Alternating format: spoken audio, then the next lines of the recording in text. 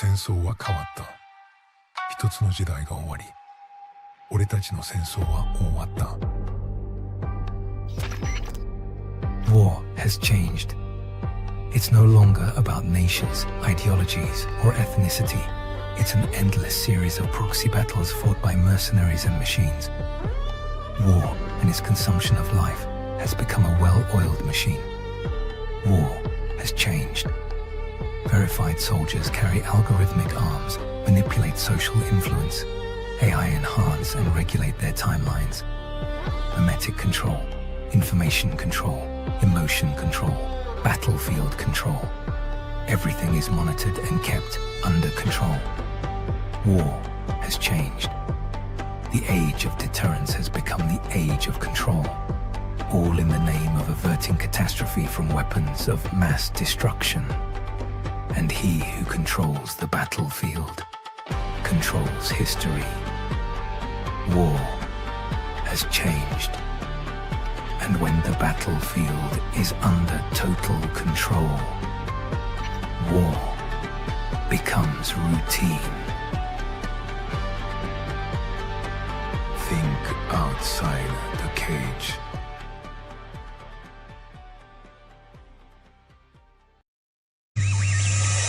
The world is getting crazier. People are acting more and more insane. The end of the world is tomorrow. Tomorrow. There's only one thing to do when the world is falling apart. Listen to Basil and Gonz as they discuss this week's news and events through the lens of Bible prophecy. You are listening to Canary Crime News Talk.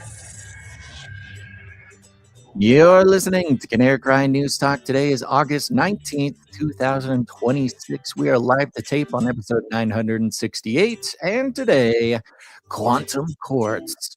Signing on from Off the Grid, Razzle Basil. I'm your best buddy, Basil, and you are not crazy. And my name is Gonz, at Face Like the Sun, director of the Age of Deceit films, author of Prophecy Without Panic, your favorite Asian provocateur for Christ, live to tape from the metaverse to bring you the best news, which is the gospel message of Jesus Christ, while reporting the egregious with a well-rounded, biblically grounded take on world events. It is Wednesday, my dudes. It is Wednesday, my dudes.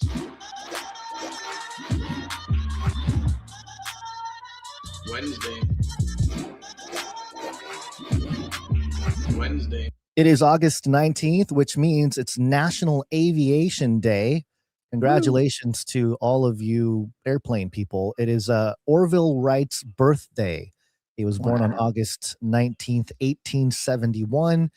President Franklin D. Roosevelt established the National Aviation Day in 1939. And of course, they achieved their famous flight on December 17th, 1903 there in North Carolina. So, yeah, there you go. Impressive. Where would we be? Where would we be? We would not be going to and fro with increased knowledge if it wasn't for the Wright brothers. Yeah, and it only took about 60 years after that to fly to the moon. Well, they had to, yeah, of course.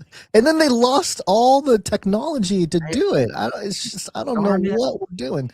Isn't that annoying when that happens? I'm losing stuff all the time, too. I know, me too. Yeah, I can totally relate to the government losing the technology to take us to the moon. But, you know, there are other ways to get to the moon now, Basil. We got portals. Portals, baby. And drugs. And drugs. And crypto. We got crypto to take us to the moon. Yes, of course. Shout out to Sir Ike in the chat, who has already started the chat challenge, 3 favorite books of the Bible challenge in the chat. I like it. Individual, separate messages, send them to the chat, your 3 favorite books of the Bible, and the best one wins. The best book or the best person who gets all the platforms, all the different places? The person who chooses the correct favorite books of the Bible wins. It's and if you have more than 3, just keep going. Just keep it going. Okay. Here's just a quick fun fact about the Milton or the Wright brothers, the Milton Wright side of things. Their father, Milton Wright, the Wright brothers, was a bishop in a church called the United Brethren in Christ, and there was a major dispute in that denomination, and it involved Freemasonry and secret societies. You don't say. Milton opposed church members who were also part of the Masonic organization. So it led to a split in the congregation. Wouldn't you know? Wouldn't you know? Wouldn't you know? I actually just saw, off the top of my head, I cannot remember the details, but allegedly, if a random post I saw fly by on X is to be believed, that a Freemason was, I guess, put in charge of some part of the Catholic Church or something. That's about as much I know. And Okay. that's about as much as that's how confident I am that it was actually a real story. I saw on X while scrolling. Yes. It was like the Pope made a Confidence level. Freemason the head of something. I don't know. Who knows? Okay. All right. Well, you know what we should do right at the top is mention Cage Rattler Coffee. Yes. I was Thank going to you. do that Yes. too. We are of one mind. We want to make sure to say this at the top, because last time Cage Rattler Coffee was doing this, it was a whole parade of enthusiasm. Of course, Cage Rattler Coffee supports the show, value for value, and opens up a world of possibilities for Canarians just like you to have yet another opportunity. Actually, not even yet another. I mean, there's one of few opportunities we have to participate in sort of a parallel economy, not be shackled by the chains of globalized economy that makes us, requires us to send our money to corporations that hate us and everything we believe in, just to get our fix. Okay. Cage Rattler Coffee is coffee for Canarians by Canarians. And the special is back. The quarter gold back special is back. If you go to Cage Rattler Coffee, get a bag of your favorite non-GMO, organic, single origin, lovingly roasted in small batches coffee beans, which of course supports other Canary Cry families and supports the show through the value for value model. For every little bag you get, you will also receive God's money, a 1/4 gold back. That you can start stacking for the collapse of society. Real gold in your hand with every bag of Cage Rattler Coffee. And so if you get I think it's the 12-ounce bag, you'll get your quarter gold back. If you get the 3-pound bag, you'll get 4 quarter gold backs. So it just keeps multiplying, right? It's like loaves and fishes. So go check it out. It supports your fellow Canarians who keep this show going, and of course supports the show and supports your prepping for when crazy things in the economy happen. Like today, we hit $40 trillion in debt. The treasury yields exploded, which made everybody in the economy panic, which was good for crypto holders because Bitcoin shot up. These are the things, the signs to keep an eye out for. And it's a perfect time to not get caught up in craziness, but go to CageRattlerCoffee.com. Cage Rattler Coffee, where value for value never tasted so good. And you can get your coffee and listen to the advice of the Golden Triangle. Remember, reality is an illusion. The universe is a hologram. Buy gold. Buy! Remember when he was getting sucked out of the portal? He was Mm-hmm. telling people to buy gold, and yeah, all that. So it's been Gravity good Falls for a very long time. The price of gold actually shot up today as well, which is what happens when panic sets in. So get your coffee, get your gold. It's all going to be very important when the time comes. One of these days, you're going to need gold to get your coffee. You know, That's this true. is just a great hedge against. And you'll be days. happy that you had your gold backs, so you didn't have to scrape a little bit of gold dust off of a gold bar because your denominations of gold stacking were in ludicrous amounts. Okay. Gons, I'm glad you're here. You were almost not here today. Yes. Where have you been? I was summoned by our courts to serve as a potential jury. Got called in for jury duty. You know, I think depending on where you are in the country or what part of the I guess, in America, what state you're in, I'm sure everybody has different experiences with jury duty. When I lived in Orange County, it was a miserable experience. Everyone's bitter and angry, and they're grumpy, and nobody's Everybody's got happy. better things to do. It's Orange Yeah, County. nobody's Time happy. is money. Time is money in Orange County.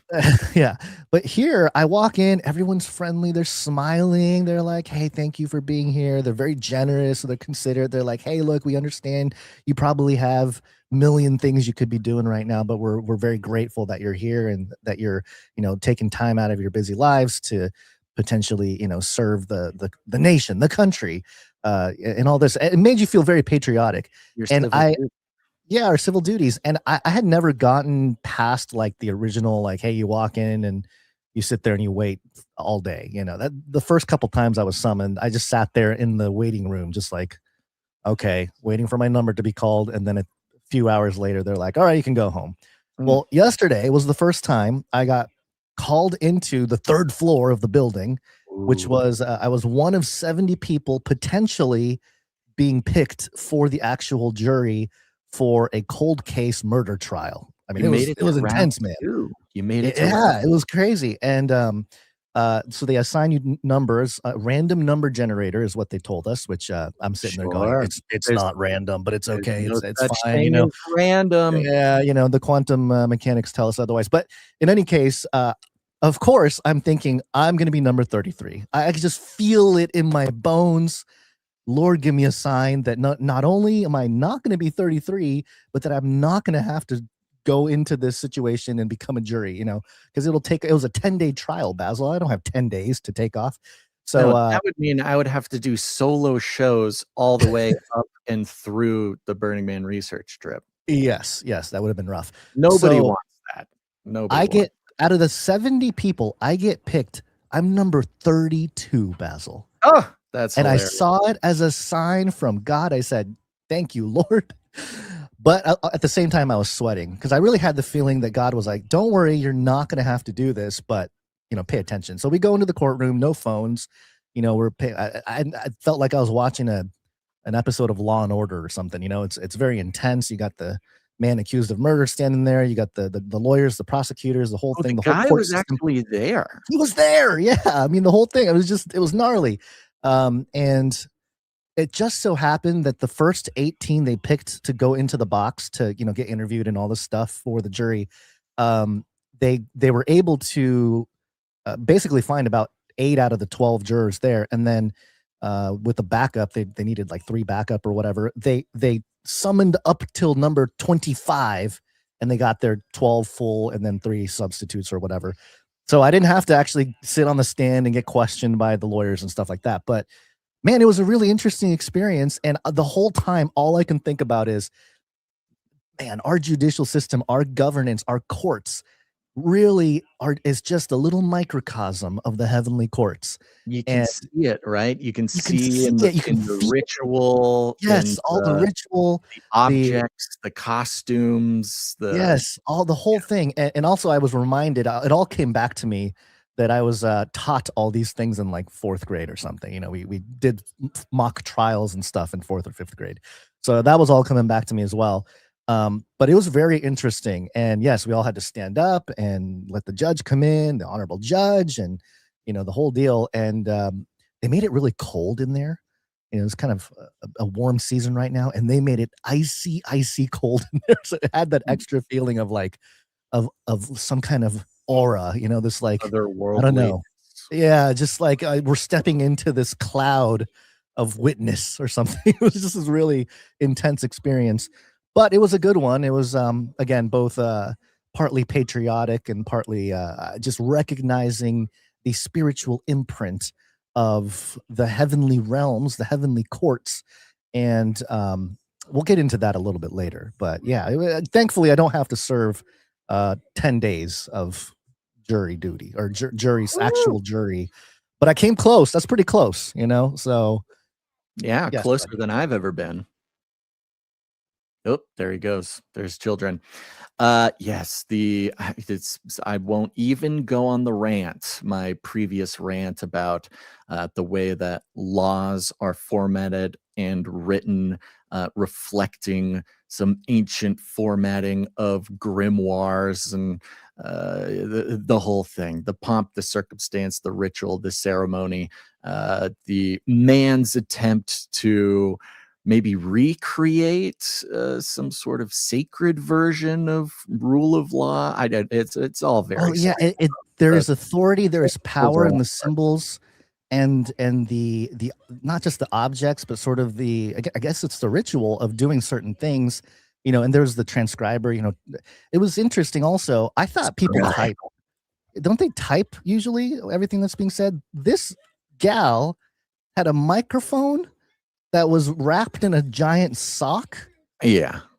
And so they were putting that up to their mouth, and it was I've never seen that before. I guess they're doing speech to text now. Yeah, if they still have stenographers stenoing in the courtroom, there's something wrong. That is way.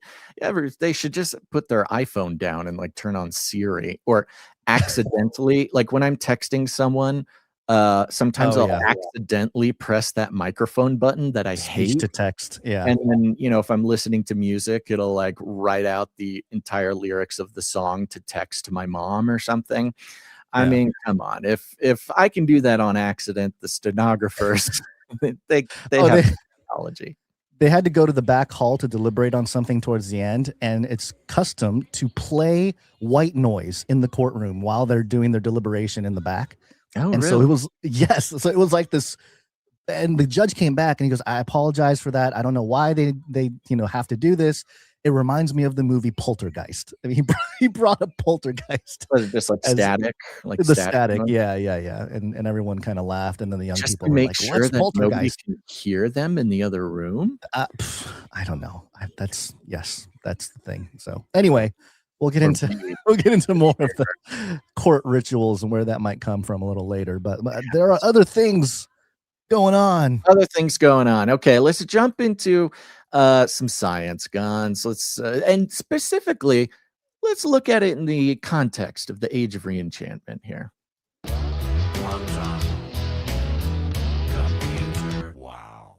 Wow. And this is Re-enchantment. Mary Poppins, a song, maybe? Mary Poppins. Yeah, there you go. It works.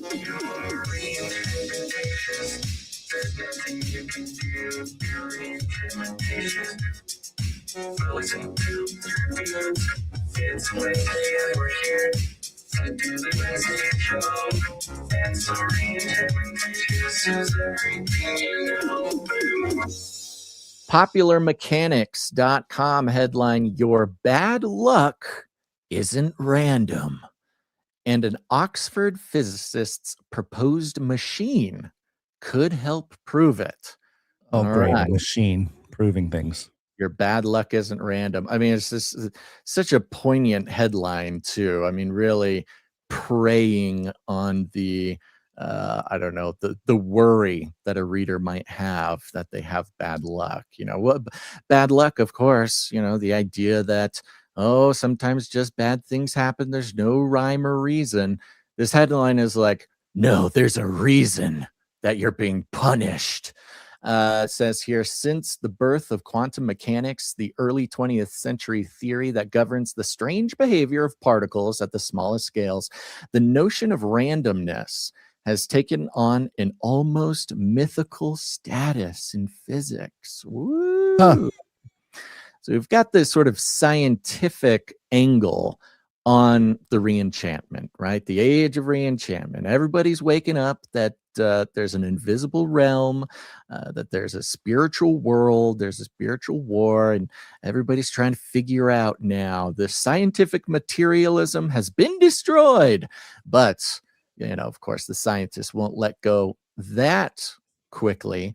But to put it in you could see them putting this into the context of the re-enchantment. Hey, randomness has taken on an almost mythical status in physics. However, some scientists theorize that quantum mechanics is incomplete because it's missing the underlying truth that events aren't totally random after all.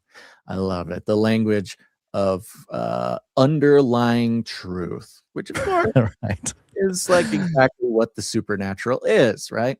Yeah. Over time, that idea has seeped beyond physics itself, shaping a broader intuition that a deep-seated fundamental structure determines the outcome of even seemingly random events. Uh-huh. You Like mean God, maybe? like God, right? Yeah, right. So it's kind of interesting. Popular mechanics, from the sort of elite mainstream view, we've seen this with like Time Magazine, New York Magazine, the New York Times. They're all writing about the re-enchantment, right? And they're all talking about, oh my gosh, Gen Z is becoming Christian, and oh my gosh, everybody believes in the supernatural now. Scientific enlightenment, materialism has failed us. Humans instinctually know, or like this says, intuitively know that there is an invisible spiritual realm. What does that mean for culture? And Popular Mechanics and just says, okay, hold on. We know you're all feeling like there's an invisible force in consciousness that created everything and loves you very much, but don't get out of control, okay? That feeling that a deep-seated fundamental structure determines the outcomes of even seemingly random events. Science is here to describe it to you. Before you go on, just this ties into so much of a thesis that I've presented over the years, which is, not anything groundbreaking or anything. It's the idea that with the advancement of quantum science in general, it is going to be the vehicle to quote unquote explain everything, right? Like it's going to be the vehicle for materialism to latch onto, to keep their sort of momentum that they've lost. In order to have that materialistic explanation for the supernatural or the unseen realm or the paranormal or all these different things that we're moving into scientifically, quantum is that vehicle. So of course they're going to look at quantum mechanics as a means to maintain those, the ability to lean into materialism without not having to abandon it, but still have to use it as an explanation for reality, which is a difficult place that they're in, because forever the institutional scientific, mainstream institutional scientific institutions have actually had issue with quantum mechanics. This is why quantum mechanics was like, so I don't know, is it kind of fringe, not really considered legit for the longest time, because when people learned about quantum mechanics, that it would inevitably lead them to believe in the supernatural, right? It is Right. So like, New York Times science writers would be like, all these ding dang people looking into quantum mechanics thinks that the supernatural is real now. That's not what we're saying, okay? So there's been an interesting flipperoo. They say, says here, shaping a broader intuition about the deep-seated fundamental structure.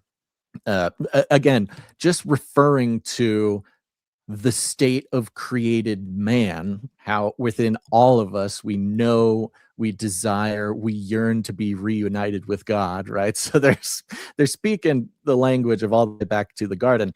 But that word intuition reminds me of a podcast I did not listen to, but I saw, I guess I just saw it. It was called "She Was Having a Bad Day and Consulted a Psychic. It Destroyed Her Life." This was kind of an NPR style, outfit here. And in the description of this psychic-based podcast, it called it intuitive practices. This was in the women's health section. And they refer to psychic abilities or, psychics as intuitive practices have brought comfort to millions. So I thought intuitive practices was a great new sort of double speak term for the re-enchantment, the age of re-enchantment, right? Yeah. You don't call it psychics. You don't call it extrasensory perception. That's all crazy conspiracy theory stuff. But if we call it intuitive practice, then we can kind of modernize and talk about it without feeling silly. And as long as the language to describe quantum things going on continues to increase, they will have quote unquote algorithms or equations that underline all creation, as they already kind of do in some effect, but more so in the base reality or core reality or underlying truth. And that's the attempt, right? To have mathematical constructs to explain all the things, even to the level that we can't fully understand, like the unseen, or as they call it, quantum, in a sense. Yeah, So, which it's interesting. we've talked about, of course, even with things that are supernatural. Jesus is the logos. A difference between Christianity's understanding of God is that God is logical, is the logic of the universe. Is the right? logos. So, Yeah. So all these, the logical fallacy questions that people have, like, could God make a rock so big that he couldn't move it? The question is outside of logos already. Anyways, deeper conversation, but let me get back to popular mechanics. Let's see here. The idea seeped beyond physics itself, shaping a broader intuition that a deep-seated fundamental structure determines the outcome of even seemingly random events. And if such uncertainty lies at the core of reality. Now, look at that little switcheroo they just did there. Because what they're saying is there is no randomness, there is no luck. There is a structure. It just appears as luck or randomness. Right. And then the next paragraph, they call that uncertainty. So a fundamental structure and order of the universe is uncertainty. So you've already got this beautiful sort of NLP cognitive dissonance just right in the language they use. And if such uncertainty lies at the core of reality, then it could if structure and order and purpose and reason exists as an uncertain core of reality, then it would imply that these rules not only influence physical phenomena, but could also influence the random events in your life, good and bad. Yeah, well, he makes it rain on the just and the unjust. How do they know? How do they understand good and bad? How is the author of this article determining what is good and bad if there is no objective base reality? Gotcha, popular mechanics. If reality, I mean, that is an irony, because yes, of course, if there is a fundamental organizational structure at the base of reality, then there is good and bad, going against materialist quote unquote objective view that morals are a creation of humans. If reality is truly cause and effect, not random, then whatever behind the scenes structure shapes the final states of particles and probabilities leaves less room for chance than quantum theory suggests. Timothy Palmer, PhD, a Royal Society research professor in climate physics. Yikes. Is the climate, the climate change scientists, they're looking for other work these days. So he's trying his hand at proving God with quantum physics. I mean, there's no better equipped and trained scientist to navigate the psyop of trying to keep people locked into scientific materialism during the age of re-enchantment than the experts in climate physics, right? No other category of scientist has mastered the ability to make people disbelieve their own eyes and facts than climate scientists. Climate All right. change. At the University of Oxford, thinks there's a way to test whether or not quantum mechanics is a complete framework using quantum computers. He thinks it might not be because capturing the full hidden order of reality means the math used to describe it shouldn't add possibilities that don't exist in nature. For example, the observable universe never actually requires infinitely precise numbers, as we derive from numbers like pi, the never-ending ratio that defines every circle. But the theory of the subatomic world relies on what physicists call a continuum, a smooth spread of numbers with no gaps, stretching infinitely between any 2 points. I mean, they'll find very creative ways to describe God, right? I mean, if you're This gonna is be a spiritual. This is like spiritual language for the Mhm. materialists. It's amazing. In principle, a device to test the limits. I love it. You talk about the headline was he made a machine that could prove that your luck. Yeah, I is want the having- machine. Where is this machine? In principle, Oh. a device to test the limits of quantum mechanics should outperform classical computers at tasks like factoring extremely large numbers that could fill pages with digits, the foundation of modern encryption. Quantum computers rely on qubits, which can Yeah. exist in combinations of 0 and 1 at once, allowing them to explore many potential solutions simultaneously. The more qubits the computers harness, the greater their advantage should become.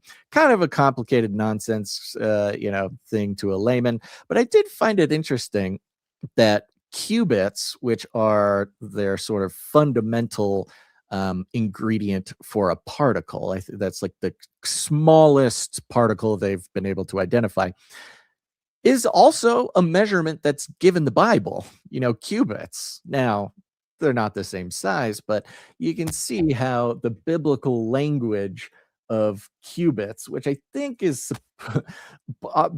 in the Bible, it's the length between your elbow and your tip of your finger, about 18 inches. A little bit bigger than the qubits in quantum mechanics, but they just can't help themselves. Palmer, though, expects that advantage to break eventually. His prediction is that at a certain scale, quantum computers will stop behaving as the theory predicts. Since a quantum computer cannot access the full range it needs of every mathematical possible quantum state, the continuum does not exist. If the machines do continue to improve, as mainstream science expects, then his idea will collapse. But if they don't, if performance stalls where it shouldn't in the coming years, it should signal that something deeper than the quantum structure is at work. However, mainstream scientists are skeptical because they think quantum computers wouldn't ever hit that limit. So what he's saying basically is they're laying out a very interesting. Now, remember, we're talking in the realm of narrative, the realm of social engineering, the realm of ontology, right? They're coming out trying to set the roadmap, the dichotomy. Some might even say false dichotomy for those who are becoming re-enchanted, coming to the realization there is a supernatural realm, using the language of the supernatural to draw them in here, and then setting before us, I would say, a false dichotomy. Because what he's saying here is, if quantum computers continue to get really, really good and they just get good forever, right? If they perform at the best imaginary way we want them to, then that means wait, let me make sure I have this right. The quantum mathematically possible quantum state does not exist if the machines do continue to improve. Okay, if quantum computers continue to get better and better and better to the degree that they think they can, then there is no God. If quantum computers stop getting better, then there is a God. That is the materialist dichotomy they have set forth for us. And Wow, I think they're weaving their own noose. It seems like that is not a great. well, and that's the interesting part of it, right? Because of course, quantum computers have a lot of potential, and of course, more and more, at least they're giving the impression that they get better and Q better and is better. coming. Q day is coming. Beware. Q-day, where everything's destroyed. But if quantum computers don't get better forever, then there is a God. And so they are literally laying out either we create a God through technocracy and technology, an infinitely powerful quantum computer, which in their paradigm would equal a God, right? Or if quantum computers don't get that good, then there is a God. It's a very interesting roadmap that they're laying out here for us. Okay, so let me try to digest it. So they're saying that there either is a God and that their quantum computers will find its limits, so to Find the speak, limit, right? or they will create God with quantum Exactly. computing because they will tap into that infinity or that eternal. Yeah, That exactly. allegedly is the perceived potential underlying fabric of reality or something. Which is Okay. such a right. wild, fictional standard for them to Okay. set. How Tower of Babel is this? This is straight It's Tower of Babel. Like, we're gonna dethrone God. I mean, in so many words, right? It This is. is not No, the it's exact thing, but exactly Tower of Babel. I It's know, the but I'm saying Tower of like they don't. Babel. They're not No, saying it outright. to But finish your it is. metaphor, no, Yeah. I think it is almost outright, because to finish your metaphor. Now remember, these quantum computers, they look like ziggurats. Yes, They they do. look like ziggurats now they do. hanging upside down. If you want to find the big golden chandelier looking one, you look at these quantum computers. If you turned it around, it looks exactly like the illustrations of the Tower of Babel. But to draw a real direct illustration to your metaphor, it's like saying, let's build a tower up to God. Either we will succeed in building a tower all the way up to God and become God, or God will strike us down before we're able to build it that big. And then, it's the exact same paradigm. Yeah. Which I think is relevant, specifically the fact that they are mirroring that paradigm because of the age of re-enchantment, right? It's almost like this. There's like what would you call it? Like an archetypal, It's an archetype. Yeah.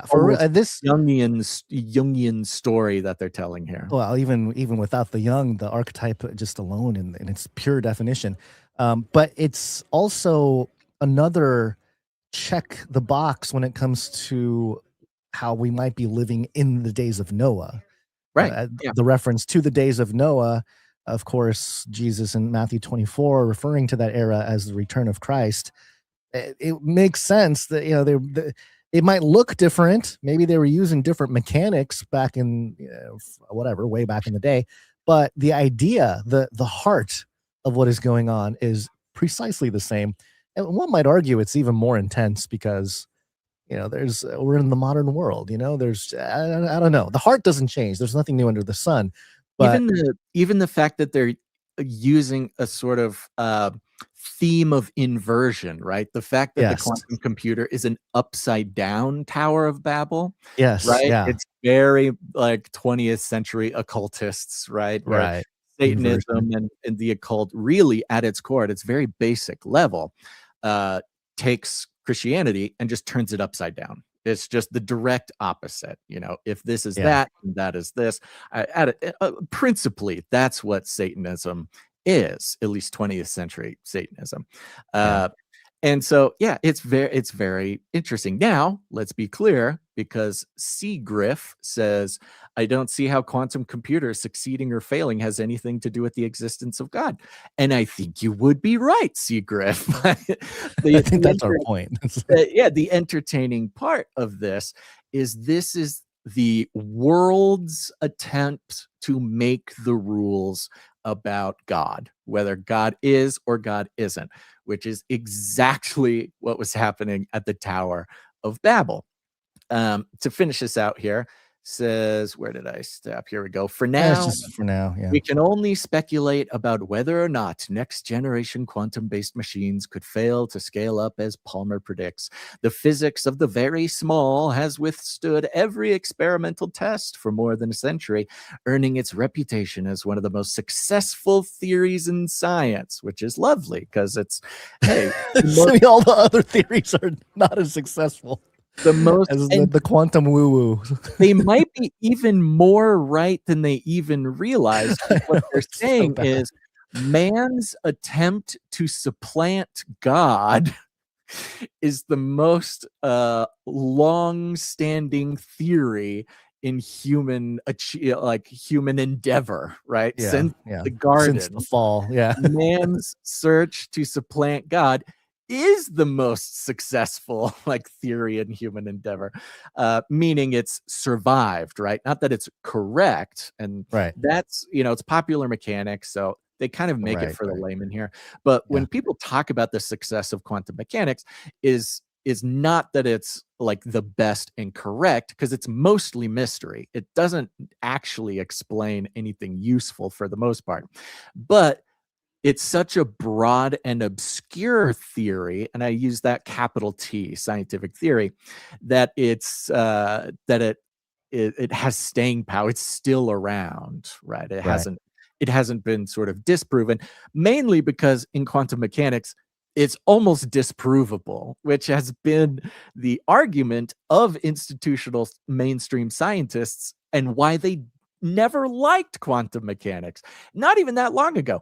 10 years ago, when we're doing podcasts and we're taking all the quantum mechanics and bringing it to the Christian podcast, they hated quantum mechanics specifically because almost all of it is disprovable. You're not able to, is not disprovable. There's nothing there to even refute, really.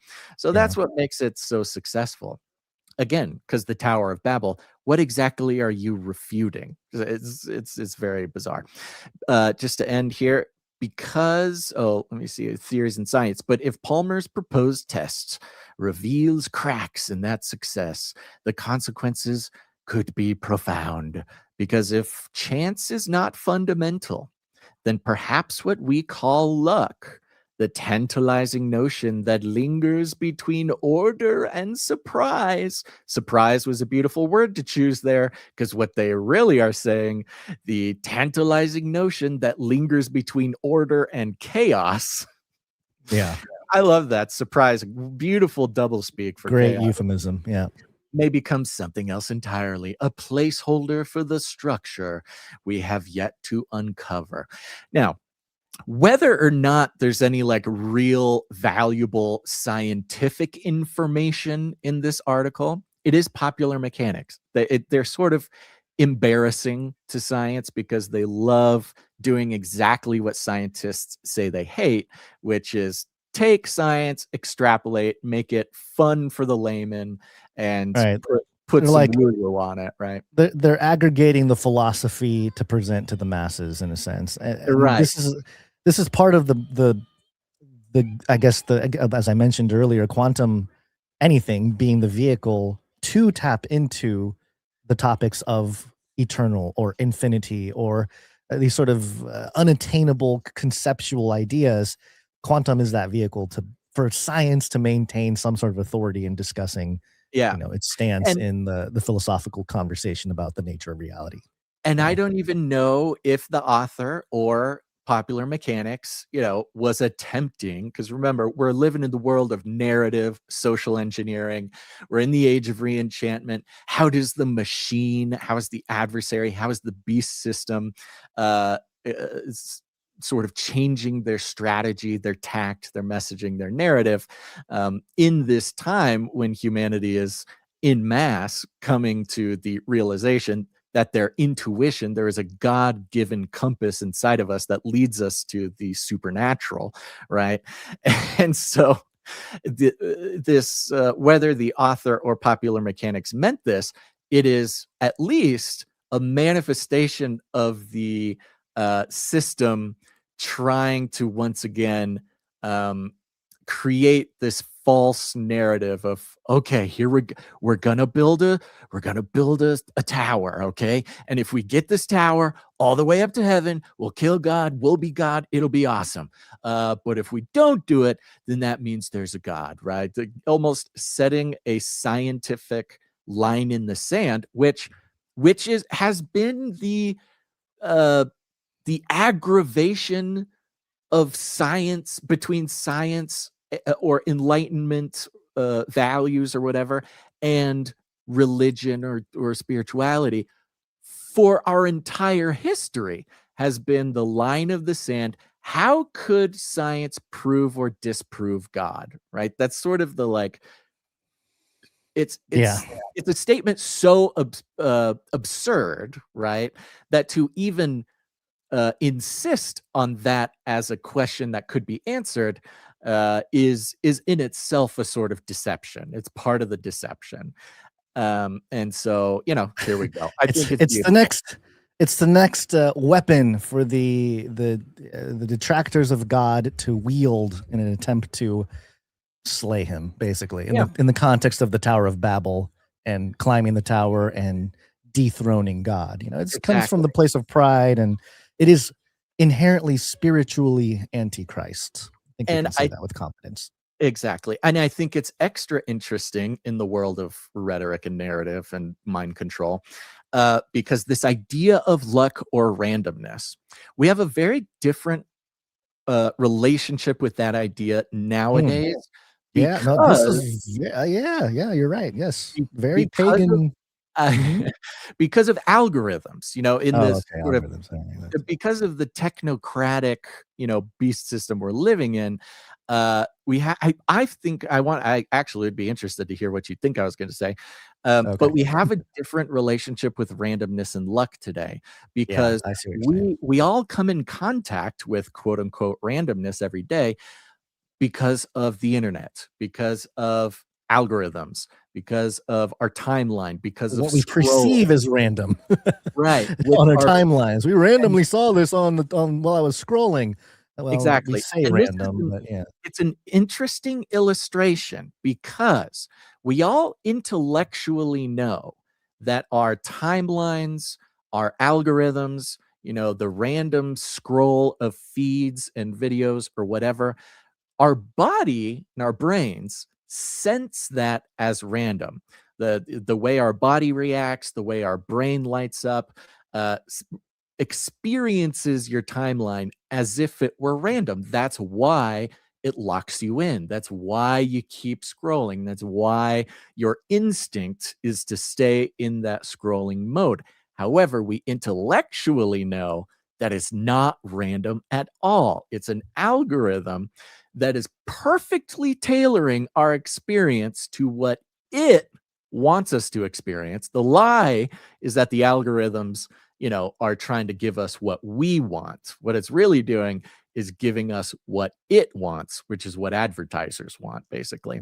It's feeding it to us how we prefer, is sort of it's a trick to think that it's giving us what we want. Yeah, I would say most effective. It feeds us its data, its messaging in the way that we prefer to receive messaging, right? So modern man already has a twisted relationship with randomness. Our bodies and I would say our souls, our human soul, and our intellect are having two different experiences with the very idea of randomness, which is a very interesting sort of counterfeit or illustration of our experience with randomness if we're spiritually minded, because we can go day by day and things happen that surprise us. We don't know what's going to happen. We experience every moment as like another moment of randomness. However, if you're spiritually minded, you know that the sovereignty of God is in control of everything. Every moment of your day happens not at random, but by at least the permission of God's sovereignty. So you've got this very interesting reflection, again, which all of this, this is exactly what it is. We have the created order of humans living in time, experiencing what feels like randomness in the moment. But once you sort of align, with the mind of Christ, once you, are understand what's spiritually going on, you know that it's actually not random, that everything that happens has a purpose. The mirror image of that, or the inversion of that in our, fallen world beast system, is that's our experience in the digital realm. We think the timeline is random. Our bodies respond as if it is random, but our minds know that it's not. We know that it's here to manipulate us. So again, the digital realm being the adversary's counterfeit spiritual realm, right? Yep. Which makes even more sense when we get into our next story here. Let's talk Hey, about hold on. I did want to okay. just mention the thing about, I thought you were going to mention luck, because the article talks about luck, bad luck. And of course, luck or fortune were personified deities in the ancient world. In the Greek, they had Tyche, which was the fortune and chance, and then the Romans had Fortuna. And then Isaiah 65:11, it refers to Gad, the god of fortune, and Meni, or Meni, the fortune of destiny, the deity of destiny. And the Bible addresses those things and says, hey, look, no, you shouldn't be sacrificing to these deities for luck or fortune, so to speak. Right. So just another angle where this is all part of the re-enchantment, where it's not anything new. It's actually going back to the old ways, the spiritual mechanics of old. So there you go. All right. Yeah, it's this modern revisionist expression of ancient, supernatural experience of humans forever, which is kind of reflected in our last episode too. By the way, thanks everybody for all your great feedback about last episode. Oh yeah. We'll talk more about that later. Okay. Speaking of which, we're going over here to Media Post, a little talk about mind control while we're at it. Mind control weapons. And our brains. Your pineal gland produces all your precious melatonin from your brain. My brain itches. Your brain on short videos. Cognitive control takes a snack break. Now, of course, we know we enthusiastically cover all the science about just how short form video is of the devil. Okay, we know this. However, we have been putting our particular spin on it, talking about analyzing the death of our brains through short form video from our sort of supernatural beast system perspective. Well, as usual, the mainstream is catching up with Canary Cry. So your brain on short videos, cognitive control takes a snack break. That vacant Gen Z stare. I've talked about the Gen Z stare before. Are you aware of the Gen Z stare? I stare in the mirror every day and I wonder if I'm Gen Z. So if you haven't noticed this, I'm sure the Gen Zs know this. And look, Gen Z, it's your turn, okay? Millennials, we had to go through everybody talking about us for a long time. It's just your role as the younger generation. But Gen Zs, it's called the Gen Z stare. Once you hear about it, you can never unsee it. It's all around you. And it has to do with the age of development that Gen Zs came up, their relationship with technology, social media, the internet, and everything. You'll notice out in the world, if you're going to a store or a restaurant and a Gen Z is the one manning the cash register, if you're coming up to a Gen Z in a professional setting, you will often, no matter what you ask, you could ask the simplest question, you could have the simplest comment. There is a quantifiable sort of pause in their being, where they will just stare at you almost as if they are just staring through you, as if they didn't even hear you or whatever. And what they found is happening here is because through COVID and just society, they have spent so much time on screens having parasocial relationships. So on the internet, when somebody comments to you, asks you a question, when you're confronted with communication,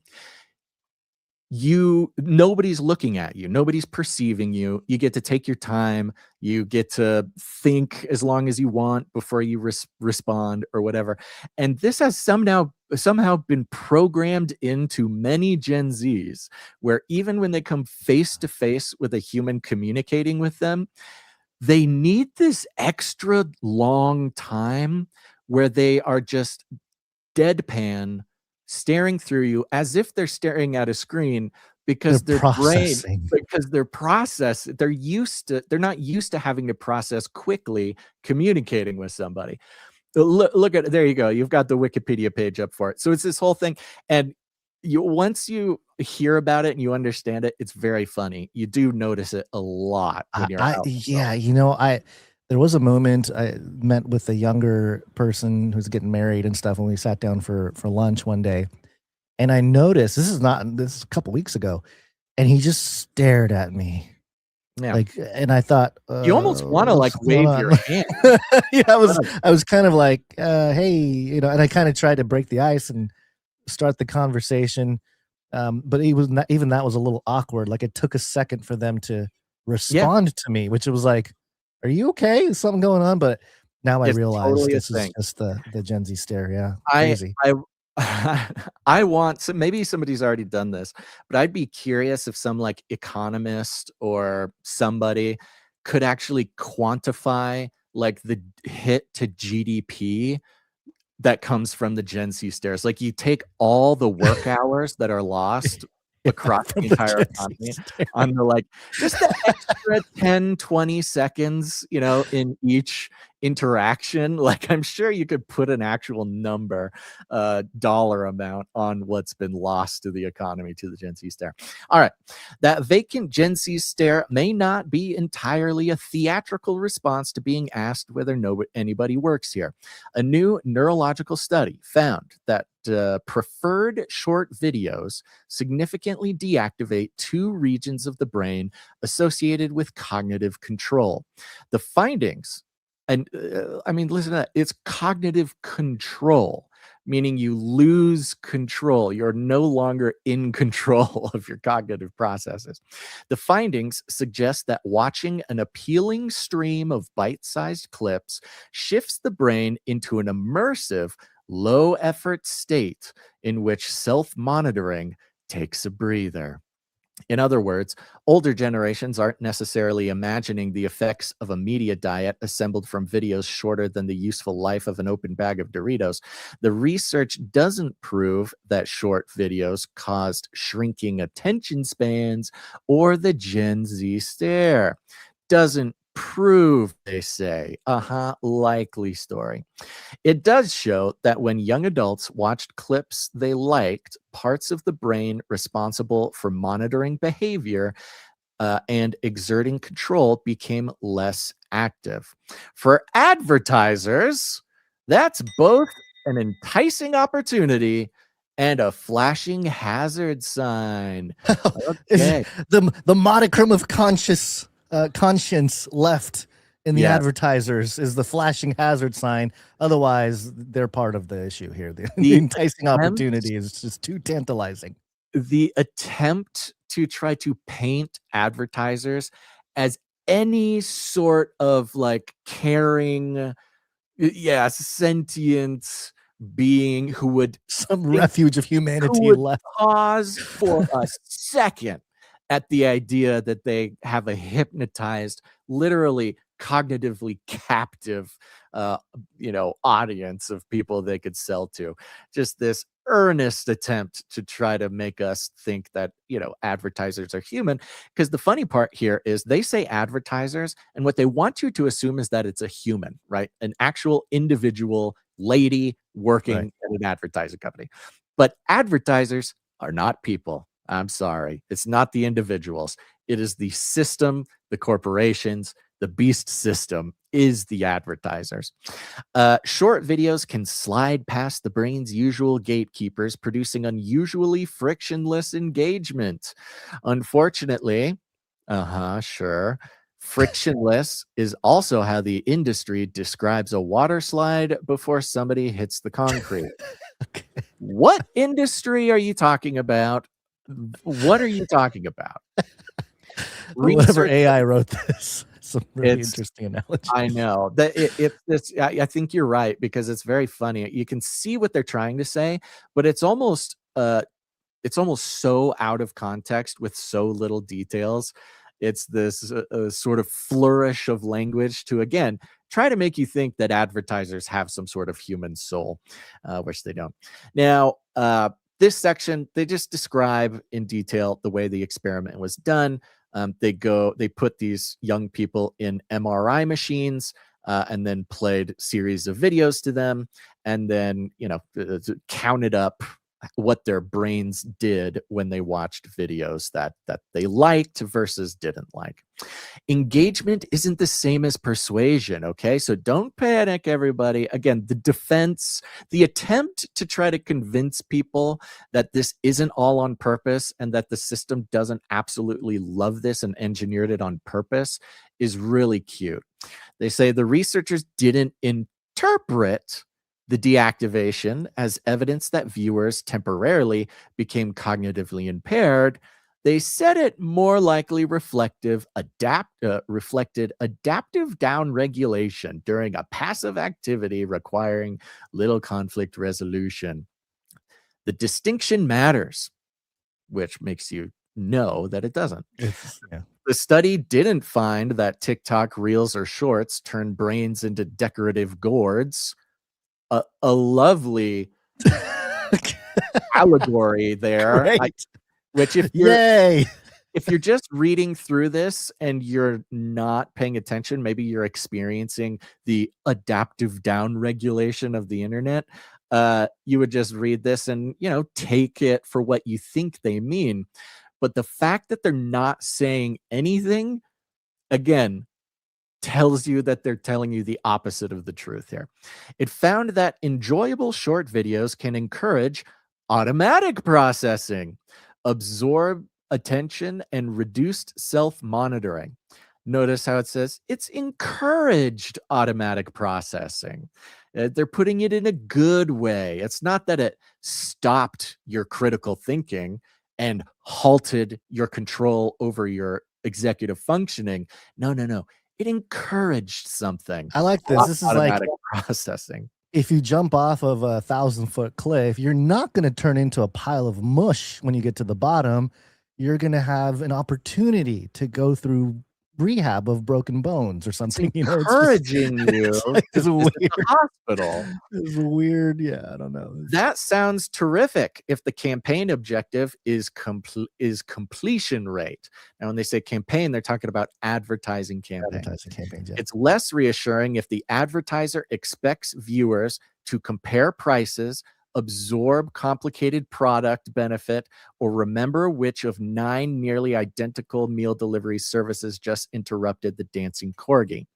And this is a lie, because advertisers do not want you, when you're watching an ad, to go then take all the data. This is way too. No advertiser wants this much analysis of their product when they get shown opposite of what they want. It is exactly opposite. They do not want you to take all the data in the ad, go put it into your spreadsheet, and then go find all of their competitors and then put their data in the spreadsheet and sit there and compare and contrast. No, total lies here. What they want you to do is not think about it, one-click purchase, and move on with your scrolling. So beautiful propaganda here, which, that's what advertising's dad is.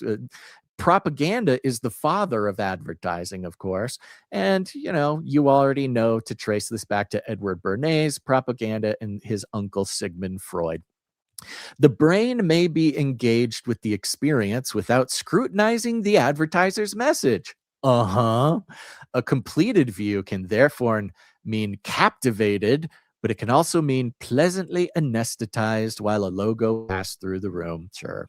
Researchers also found stronger functional connectivity between the two cognitive control regions during liked videos, even as activity in both declined. It's a great way of saying your brain activity declines. They declined They're really at the holding same on. rate, is what they're saying. It's like they took this horrendous study and they're like, they just throw it into Chat GPT, but make it sound positive. Just anything, Exactly. doesn't matter. Make it so it's not so. They interpreted, there it is again, that pattern as coordinated disengagement rather than increased cognitive effort. It doesn't mean anything. That's a more elegant scientific description, meaning a more propagandistic sales pitch of the two senior executives turning off their cameras during the same meeting. Now, they have this interesting part here. Glutamate may help some viewers resist the trance. So how do we resist it, right? How do we watch videos without getting hypnotized? That's a great question. Resting levels of glutamate in the dorsal anterior cingulate cortex were associated with the strength of the response.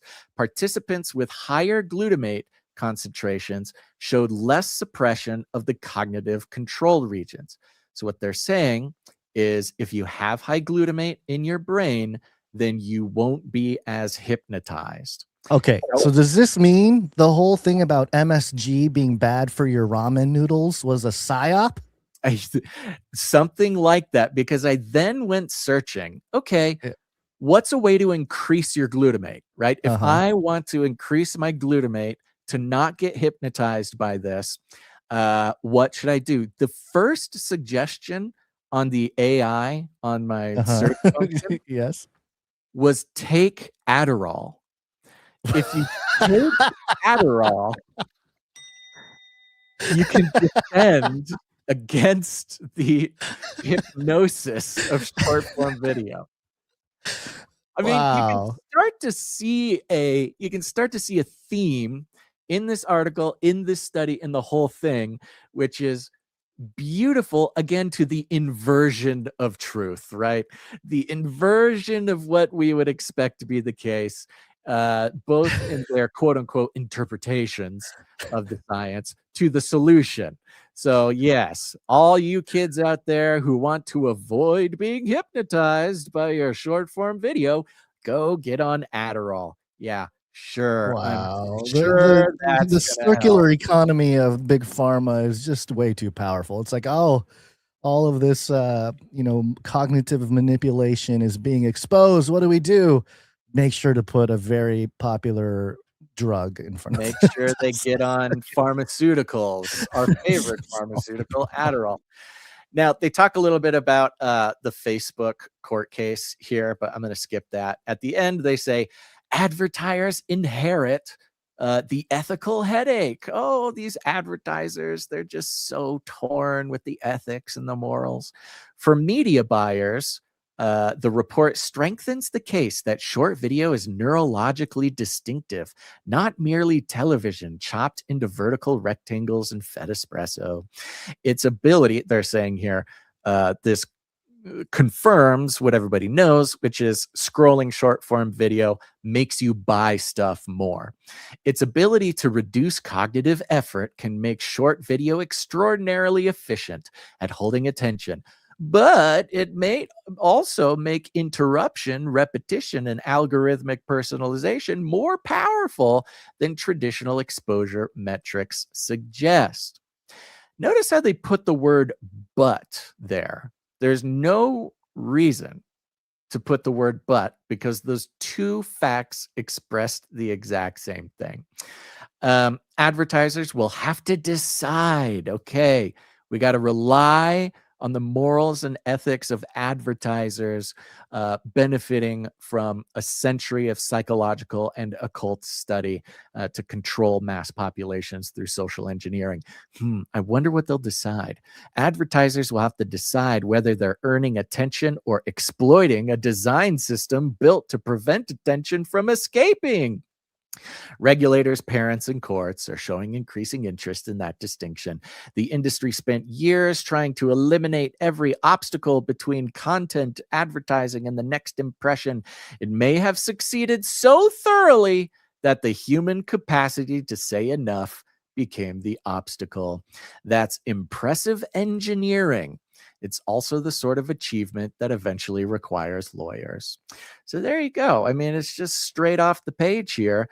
The true hypnotism, disconnection of your cognitive abilities to control yourself, we are willingly subjecting ourselves to on a regular basis, which gives a whole lot of scientific context for the value for value model, doing advertising, cutting up the show for short form video.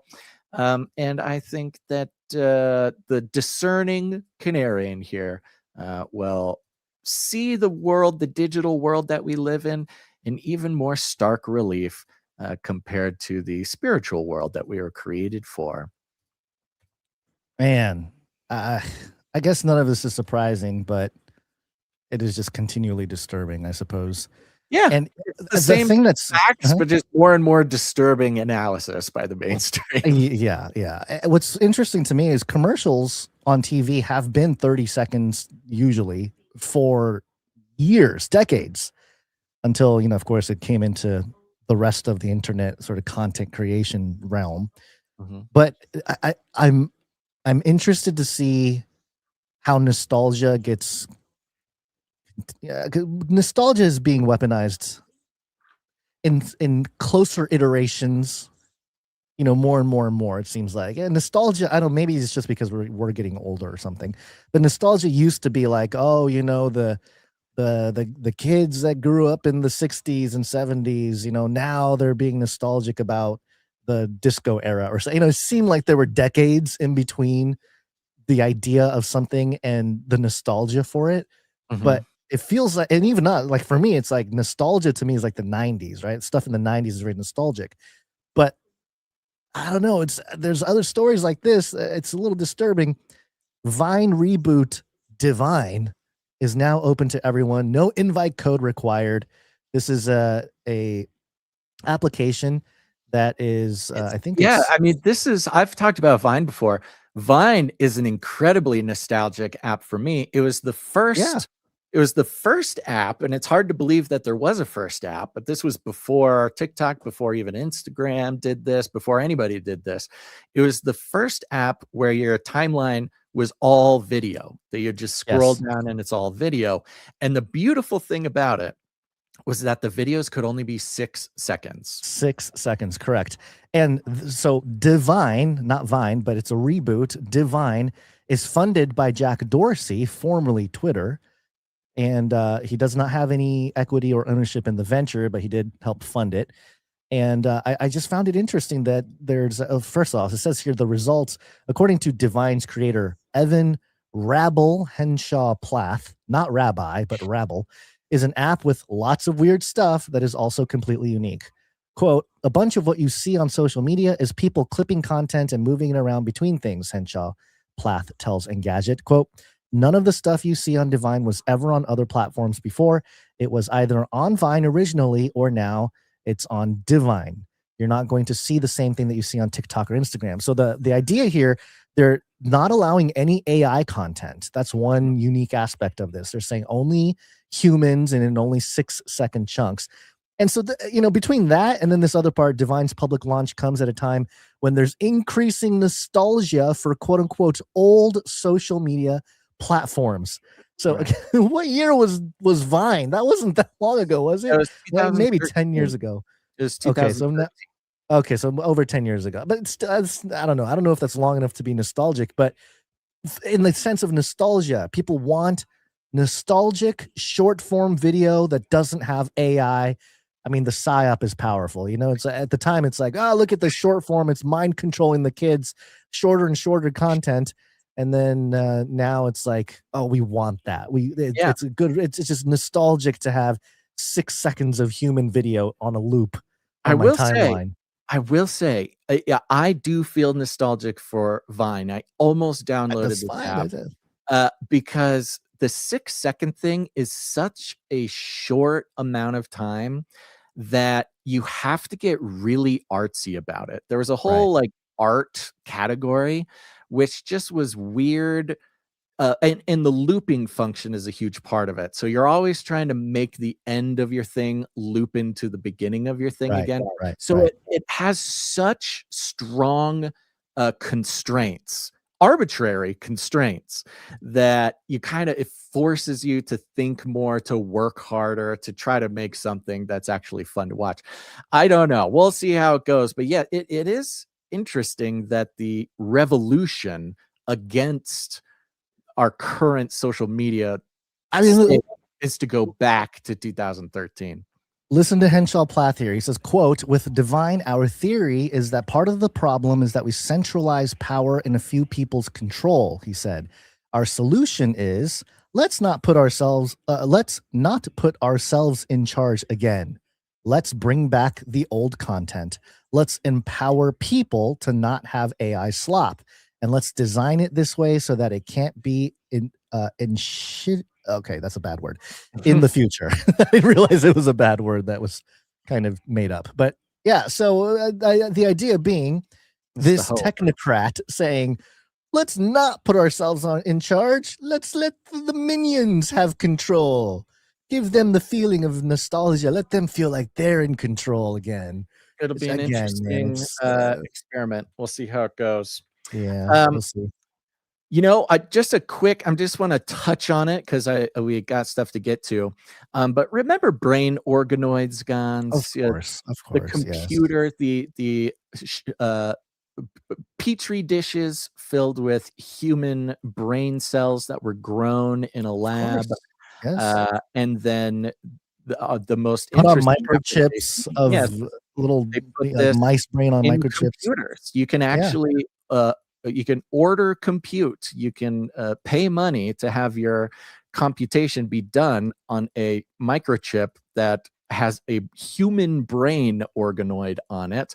And remember, they figured out that if they didn't give these little human brains something to do between their work, they would go crazy and die. So they get bored. Yeah, they made up a little. They made up a little games. Screensaver life, little second life that the brains could live, which was they were a little butterfly. They could flap around and just kind of wander around, searching, much like the demons who, grope around in dark, cold places looking for some respite. These poor little human organoids can flap around like a butterfly until they are once again called again to perform their digital slavery. But turns out, Gons, that they figured out that the oldest of these ones, the ones that mature a little longer than the other ones, actually do have a sense of time.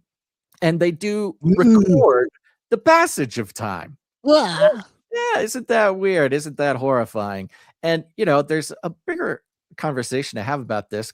What came to mind for me was, the IVF is a big thing right now. It's a big controversy right now in the religious communities because IVF, while of course helps some people have a child who couldn't do otherwise, for every baby that is born through IVF, there are, multiple embryos that are then either frozen or killed. So, if you're going by the life begins at conception math, there's like 5 babies being killed for everyone that's born. So it's a whole thing, a whole conversation going on now.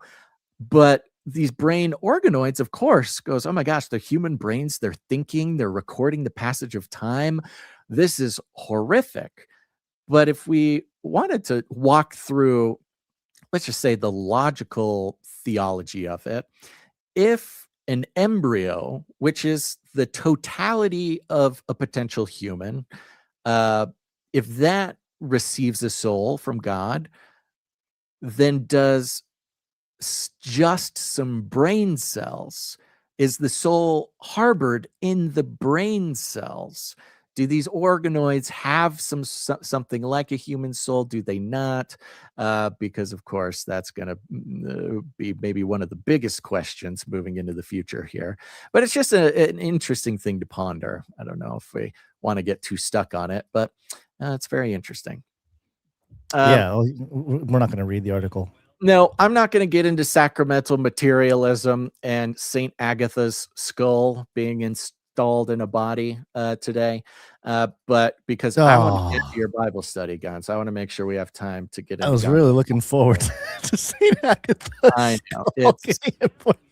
It's pretty. I'm really considering Catholicism after this. Serious. I mean, I might save this conversation for Clubhouse because I've got a lot of thoughts on it. I've been digging I really have been digging into sacramental materialism, which is really on display here with Saint Agatha's skull installed.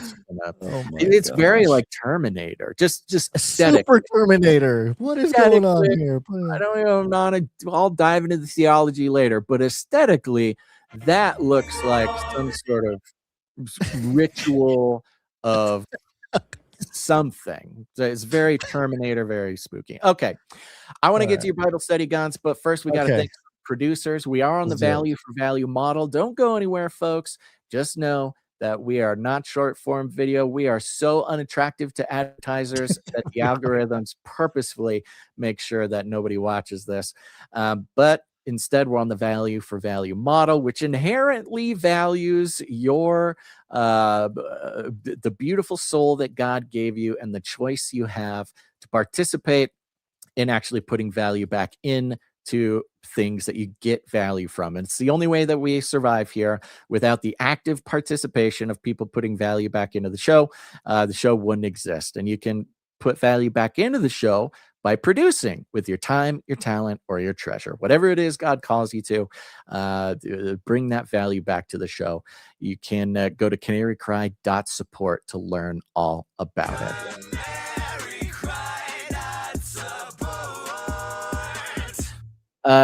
Short list today. Oh, look at that. A couple more people came in. But of course, I want to thank our executive producers first. These are folks who come in, support any individual episode like this one for $100 or more, which is a really incredible pillar of keeping this show alive. And of course, I want to thank our ongoing master of executive producers, Sir LX Protocol V2, Baron of the Breen Protocol.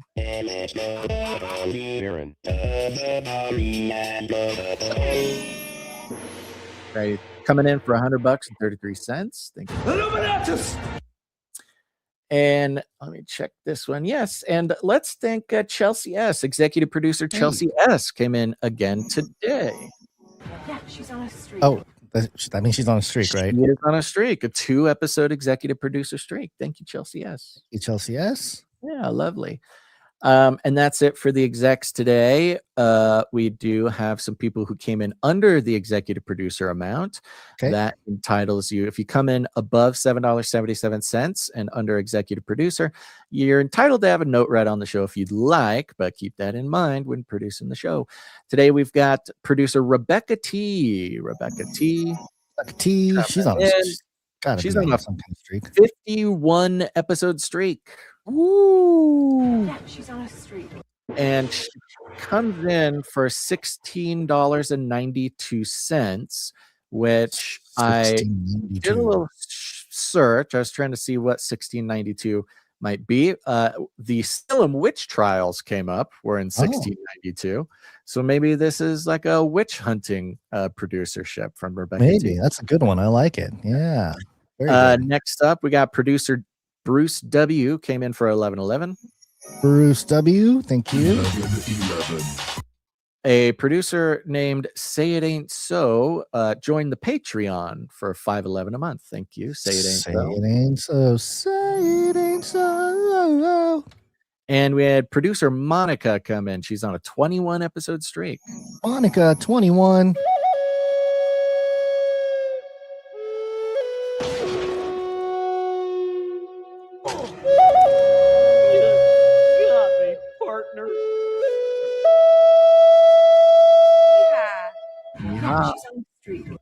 21 gun salute Thank for you, Monica. Monica.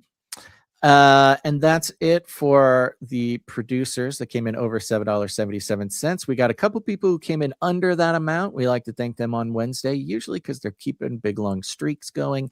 And of course, we have producer Dame Tinfoil Hat, keeper of the seeds, on a 236 episode streak. Thank you, Dame Tinfoil Hat. Appreciate you.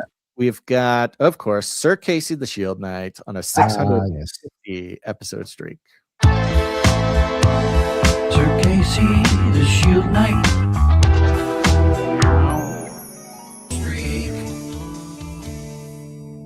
And that is it. Thank you very much to our financial producers keeping us alive. And I encourage everybody out there, if you've been getting value from last episode, from this episode, we are just trying to do what the Lord's calling us to do. If you get value, put value back in. And of course, a big old shout out to all of our monthly producers, those producers who sign up, recurring producerships, keeping us going. God bless you guys. Couldn't do without you. Absolutely. I think, did I see Sir Shield Knight in the chat earlier today? I think that was him. Yeah, Sir Casey was here. Right. There we go. Yeah. Nice. Good to see you. Appreciate you. Yep. Okay, You have till what, 3:30, Guns? Yeah, it's going to be a quick Bible study, but it's okay. It's fine. We can cover everything we need to. We got to get through the art here. We got to catch up on art, and we have a couple voicemails too. You want to do the voicemails first? Okay. All right. If you don't have it ready, let's do the art. Okay. Art time first. Thank you to our producers who have talent, the beautiful, talented producers who come in. They create art, music, jingles for us. Go on over to canarycry.art. You can upload the art there. We'd love to feature it on the show. Which one's first, Guns?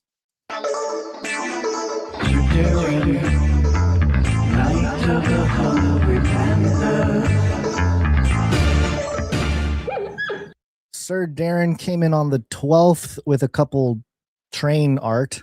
Is great. Lovely. Yep. Love keeping the train going. This one's great. It is a flatbed train car, very stylishly framed here.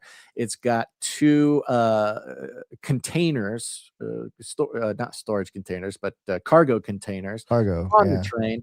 Above it says, "Come on and ride the train." The one on the left is branded in a sort of cool, almost like you would see spray paint, but not illegible. The blue one here is Basil branded. You've got me there wearing my backpack, got the VR headset, googly eyes. It says "Think outside the cage" in very cool upside down and mirrored lettering there. And on the right side, the yellow one, we've got cool anime Gons. It says Canary. I need to get those glasses. I know. And you got to bleach the sides of your hair. You should. I know, do that. Frost the tips, man. Well, it's all turning gray right now anyway, so it's getting close. It's time. It's time to do it. Thank you very much, Sir Darren, for keeping the train going. Maybe the most important piece of branding that we have these days. Thank you. There's text on here, and if I recall, Sir Darren wanted to make sure that we can or can't read the text. He has invited us to not read the text if we don't have time. Okay, yeah, it's very small, but I see all the details, Sir Darren. Appreciate it. It's very cool. It's got like my little crown pixels and stuff. There's all kinds of stuff going on here. So reality. Check it out. Oh yeah, super tiny, very good. Thank you, Sir Darren. We had another one from Sir Darren come in today. Did you grab that? We did. A little brand book, like a style website guide. That's right. Guide. Sir Darren is doing a good job keeping the Canary Cry lifestyle brand in development here, and we have this little style guide for me. It's a 4-panel style guide with extremely fashionable looking AI versions of myself, the new reality, Basil Rosewater, with These all look like magazine covers, They you know, are. like your hipster magazine covers. He's been doing a lot of really great magazine covers. He's posted a bunch on X too. I've been reposting them. He's really inspiring. He's really inspiring. We know that we can no longer just be a podcast. We got to take a cue from Palantir and other, juggernauts of culture. And like Palantir, not a tech surveillance company, it's a lifestyle brand. And that's what we're trying to do here. So thank you very much, Sir Darren. Yep. Thank you. Appreciate it. Talk about being a brand ambassador. My goodness. I mean, that's right. How could you not want to listen to us if you see this while scrolling? Yeah. All right. We also have something from Jones, I think. Yes, Jones. Jones has an excellent piece of hand illustrated art here. Yes. It says Bird Series. As your therapist methodically analyzes your psyche, take time to pause. Notice the slowing passage of time. Feel your mind drift away. Feel the physical heaviness or lightness in your chest. Reflect on how distant those worries and external pressures feel now. And the image answers all your questions. The therapist bird is got the therapized canary in a chokehold and is choking him out, his eyes bulging, his breath slowly fading, which, a good solid chokehold will slow the passage of time and you'll feel your mind drift away and your et cetera, et cetera. Very clever, very fun. I love it. Thank you very much. Very good. Yep. And real briefly, because we haven't been able to address it here, KK at Rainbows in the Water Poetry. Thank you for all of the poems. They're fantastic. It would be wonderful if you could read them into a speak voice pipe message. A voice message. I will read one just because we've been sitting on it for so long, and this one is called Promise Beyond Sight. I'll turn the water on here. Is the water going? No. Or the streams? There it is. Beside the crooked broken post, it perched on a burned jagged stump. The mist was cool and rose swirling. There was gray as a grave without sun. Autumn arrived so long ago, yet warmth persisted as rust grew. Fall, a cool summer lingered, instead of icy rain or snow or dew. The harbinger cawed with urgency. Something drastic comes this way. So gloomy and dark, preternatural. Prophets all foretold a darkened day. Light comes after gloom and shadow. Morning may be gray, but there's a sun, the layer of gloom, peeled back suddenly. One day banished all sorrow. Come, love, the blanket of mystery and waiting, anxiety of longing for his light. Faith, the tiny flame that kept me going. That crow flew away. Now here comes Christ. There you go. So there's one example of the poems sent by KK at Rainbows in the Water Poetry. So Lovely. There you go. Thank you for that. Again, she sent a bunch, or he, I don't know. We invite you to go to canarycrynewstalk.com and click the green tab on the side or the bottom of the page. And you can actually read your poems, or anybody can leave a voicemail, 90 seconds there. And it's very engaging. I'd say it's fun. I mean, the work is magnificent, and Gons and I can read it, but it's even more special to hear it in the voice of the author, voice, the timing, the emphasis of the author. We find is even more special for the show.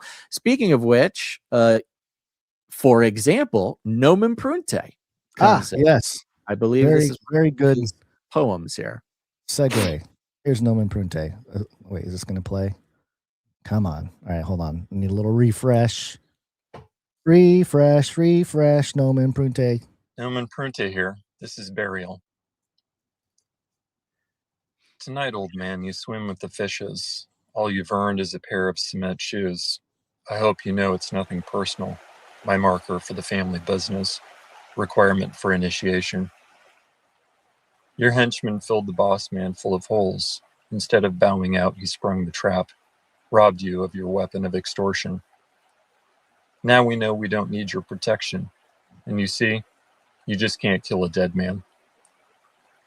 I'm done letting you drag me all over. I won't be part of your speakeasies. This town ain't big enough for both of us. Time to take a long walk off a short pier.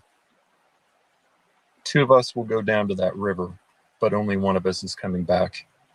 Soon enough, you'll be pushing up daisies. Thank you. The water just seems to be very calming and leaning into the ASMR of it all. Sure. Nomen Prunte, appreciate it. I don't know why the water worked so well for both of these poems here, but it just, it just calms the mind as you hear the words. Thank you very much. We also have a message from Mist Brews. Is that right, Basil? Yeah, I believe. Let's see, Mist Brews. What's up, y'all, Canary folk? This is Canary B, I guess is my canary name. Oh, Canary B. For my people. Had some thought for food or whatever. One of these the Muslim people, they claim we worship 3 gods. Ask them if they believe in water. We believe in water.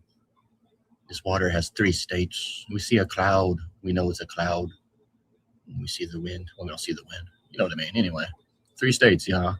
Peace, love, and equality and power and glory to the God Most High. Love y'all, bye. There you go. Thank you, Canary B. Appreciate the Thank message. you very much. Yeah, the analogy or explaining the Trinity with water, the H2O analogy, the 3 different states of solid, liquid, gas. It's okay. Conceptually, I think it's a good argument, but if you're going to refute Islam or someone, if you're debating a Muslim or something, you could use that as a way to explain the Trinity.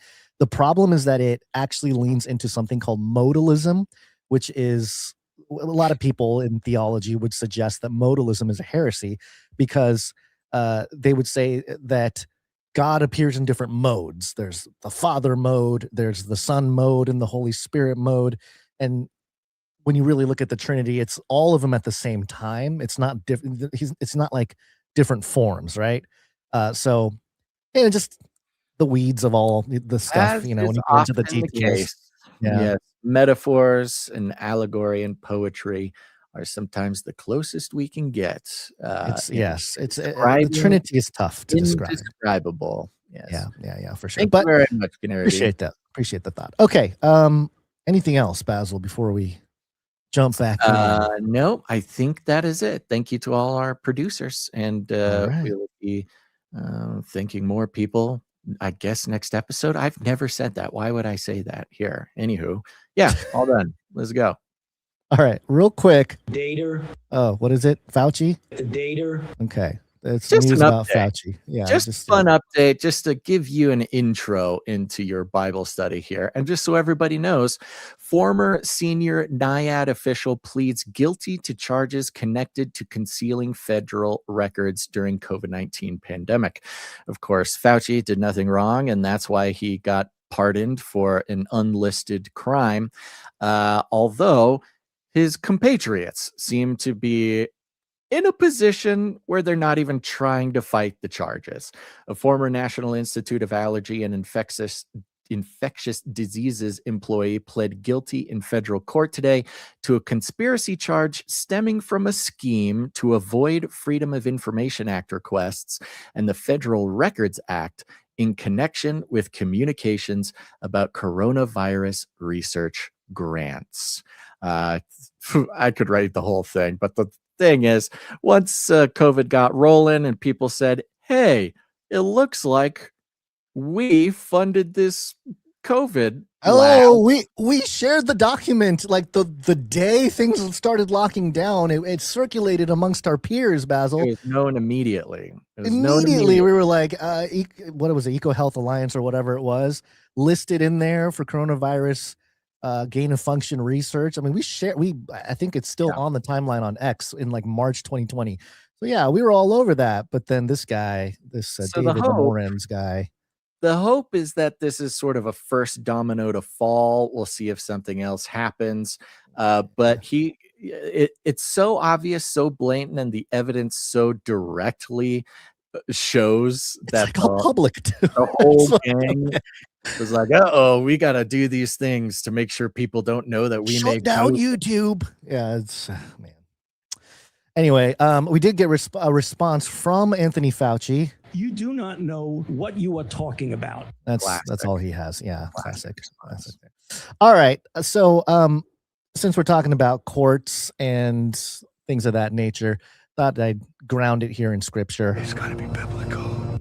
And talk about the heavenly courts. Now, this might be something that you are very familiar with or not. I don't know. It depends whether you've done the studies on it or not. But the concept is something that it's another one of those topics that it made sense because you hear phrases like heavenly host or, God sits in the judgment seat. You hear all these terms and phrases that reflect our current court system. And as I mentioned at the top of the show, I was struck by the spiritual nature of a courtroom where you have the judge and he's the judge, the presiding over the entire process.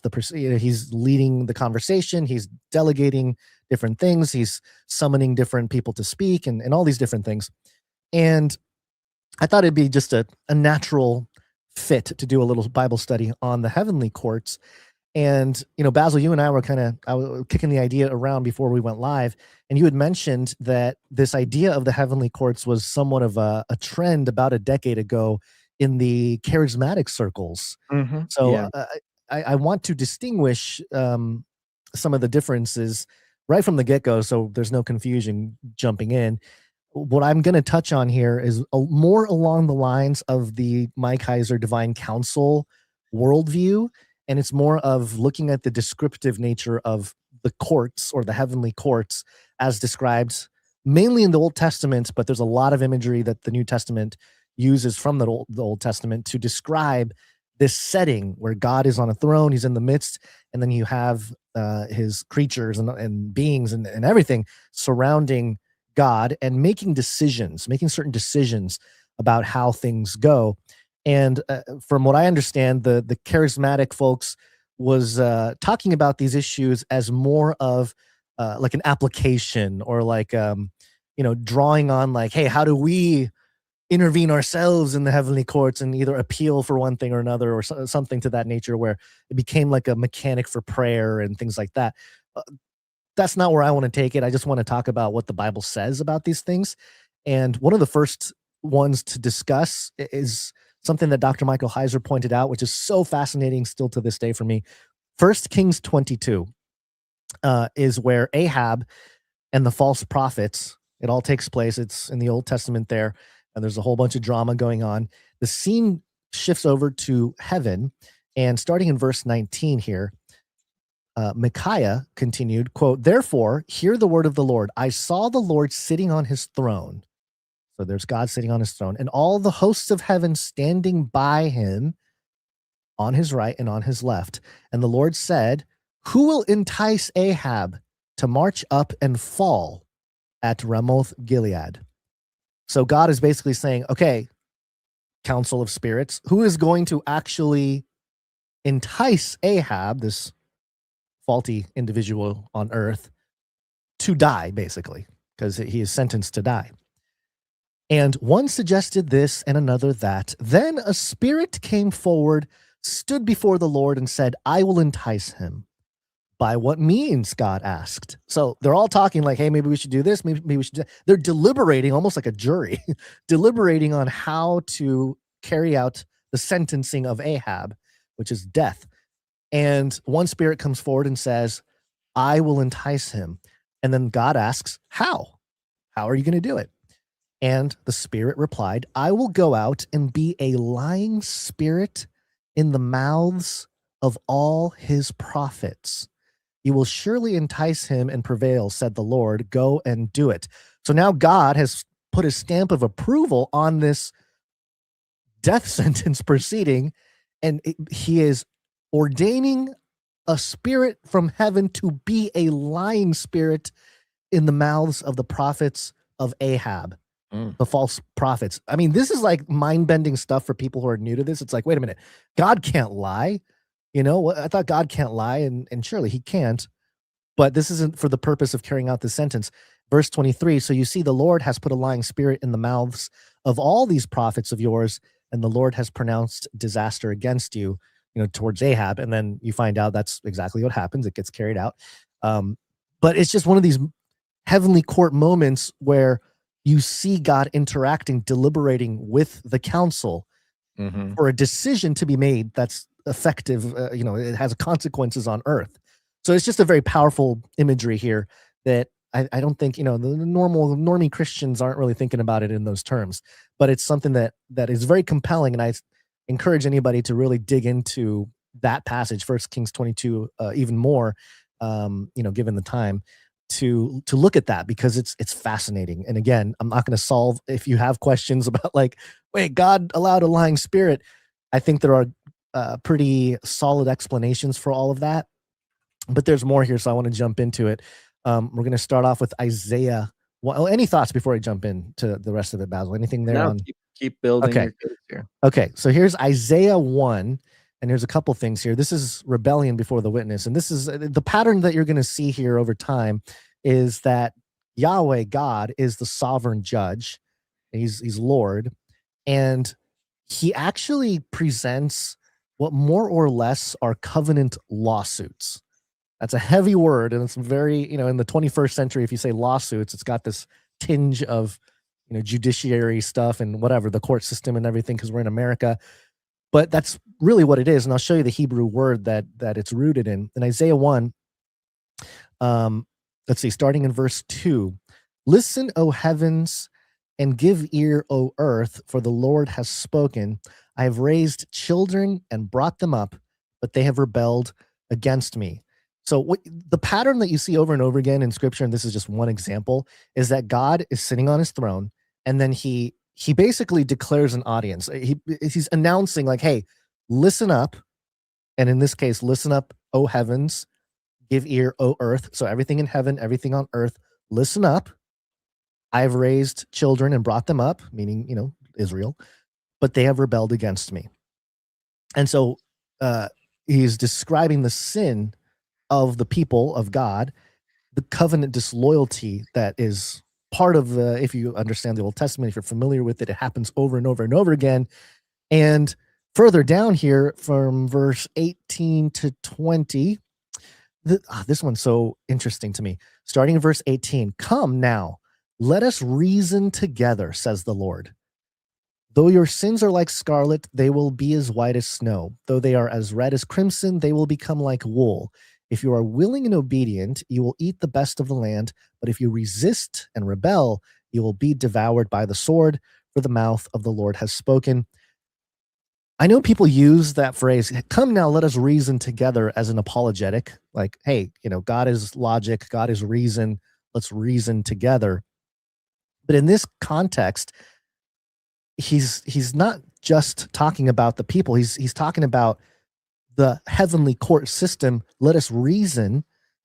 And I thought that was really powerful because, when I was sitting there in court yesterday as a potential selective jury, a lot of the lawyers and stuff, and even the judge stood there and said like, hey, we're here to basically, I don't think he used the words reason together, but his idea was, hey, we're here to discuss it. We're here to logically look at the facts to, we're here to work things out together to come to a decision or a conclusion about the accusations made by the prosecution, and then whether the defense holds up with their arguments or counter arguments. And really what it is you're reasoning, looking at all the evidence. And it's a similar type of model that God displays here. He's like, let us reason together, and also shows God's heart, that he's not just like, oh, you guys are bad and you guys deserve judgment, so I'm gonna judge you, which does happen, but he allows for the lessons to seep in and the opportunity to improve. It's not just, banishment forever, because we're already fallen. We're already in the state of, it's almost like we're already in prison in a sense.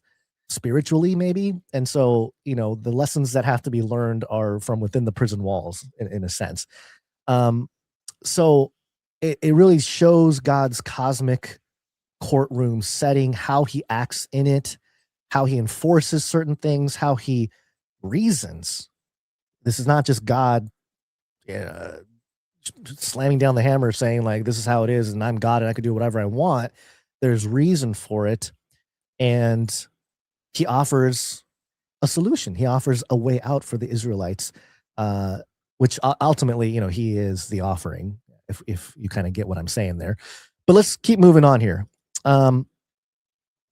Because the case against, or the case for this strengthens as we go on here. Hosea 4, starting in verse 1 here. Hear the word of the Lord, O children of Israel, for the Lord has a case against the people of the land. And I'm looking at the Berean Study Bible here, just so if people are curious about the translation. And if I'm going to go into the lexicon here of Hosea 4:1, and there is a word here which has a case against the inhabitants of the land, a case against Strong's 7379, rib, and I think it's pronounced reeb, and it means a contest, personal or legal. There's adversary, cause, chiding, contention, controversy. This is the word that you can get a lawsuit from. It is used in certain or I guess one time it is translated into lawsuit in the Old Testament. It's also strife and complaint and contention and stuff like that. But it's interesting. This is God presenting a case, not the adversary. This is God, the Lord, presenting a case against the people of the land. There is no truth, and this is the stuff that they're not doing. There is no truth, no loving devotion, and no knowledge of God in the land. It's like those quantum physicists. They're sitting there. There's no knowledge of God. Cursing and lying, murder and stealing, adultery are rampant. One act of bloodshed follows another. Therefore, the land mourns, and all who dwell in it will waste away. With the beasts of the field and the birds of the air, even the fish of the sea disappear. So there's this consequence for rejecting God to this level, not just rejecting him, but at the covenant level. And if we keep going here, I think that's it actually for this chapter. Yeah. Okay, so this is the only part that I wanted to highlight here. But yes, this case against the people I thought was very interesting. This word reeb, which comes up again later on here. And one thing to point out here, in this occasion in Hosea 4, it doesn't ever say that this is like a heavenly court setting, but the language suggests that that's what's going on. The Lord is speaking. There's a charge. There's, again, courtroom type language there. And then the list of accusations, the prosecution laying out the claims, if you will, as to what the problems are. So there is, and really laying out the consequences of breaking covenant with God. It's a warning in a sense. And then let's go to just blasting through these. You good, Basil? You got any thoughts yet? No, I'm good. Okay. Let's keep it moving. So now we get to Micah 6, verses 1-8. Again, this is Yahweh presenting evidence here. Hear now what the Lord says. There's a lot of this. Like, hear now. It's the proclamation. Like, Lord's about to speak. He's saying something. I think in the 21st century, we look at this and we're like, okay, that's weird. But it's very ritualistic in a sense. Saying like, hey, the king is about to speak. Everyone quiet down type of thing. Or like the teacher is about to speak. Everyone hush. Same idea. All right. So hear now what the Lord says. Arise, plead your case before the mountains and let the hills hear your voice. Hear, O mountains, the Lord's indictment. You enduring foundations of the earth, for the Lord has a case, there's that word again, reeb, against his people, and he will argue it against Israel.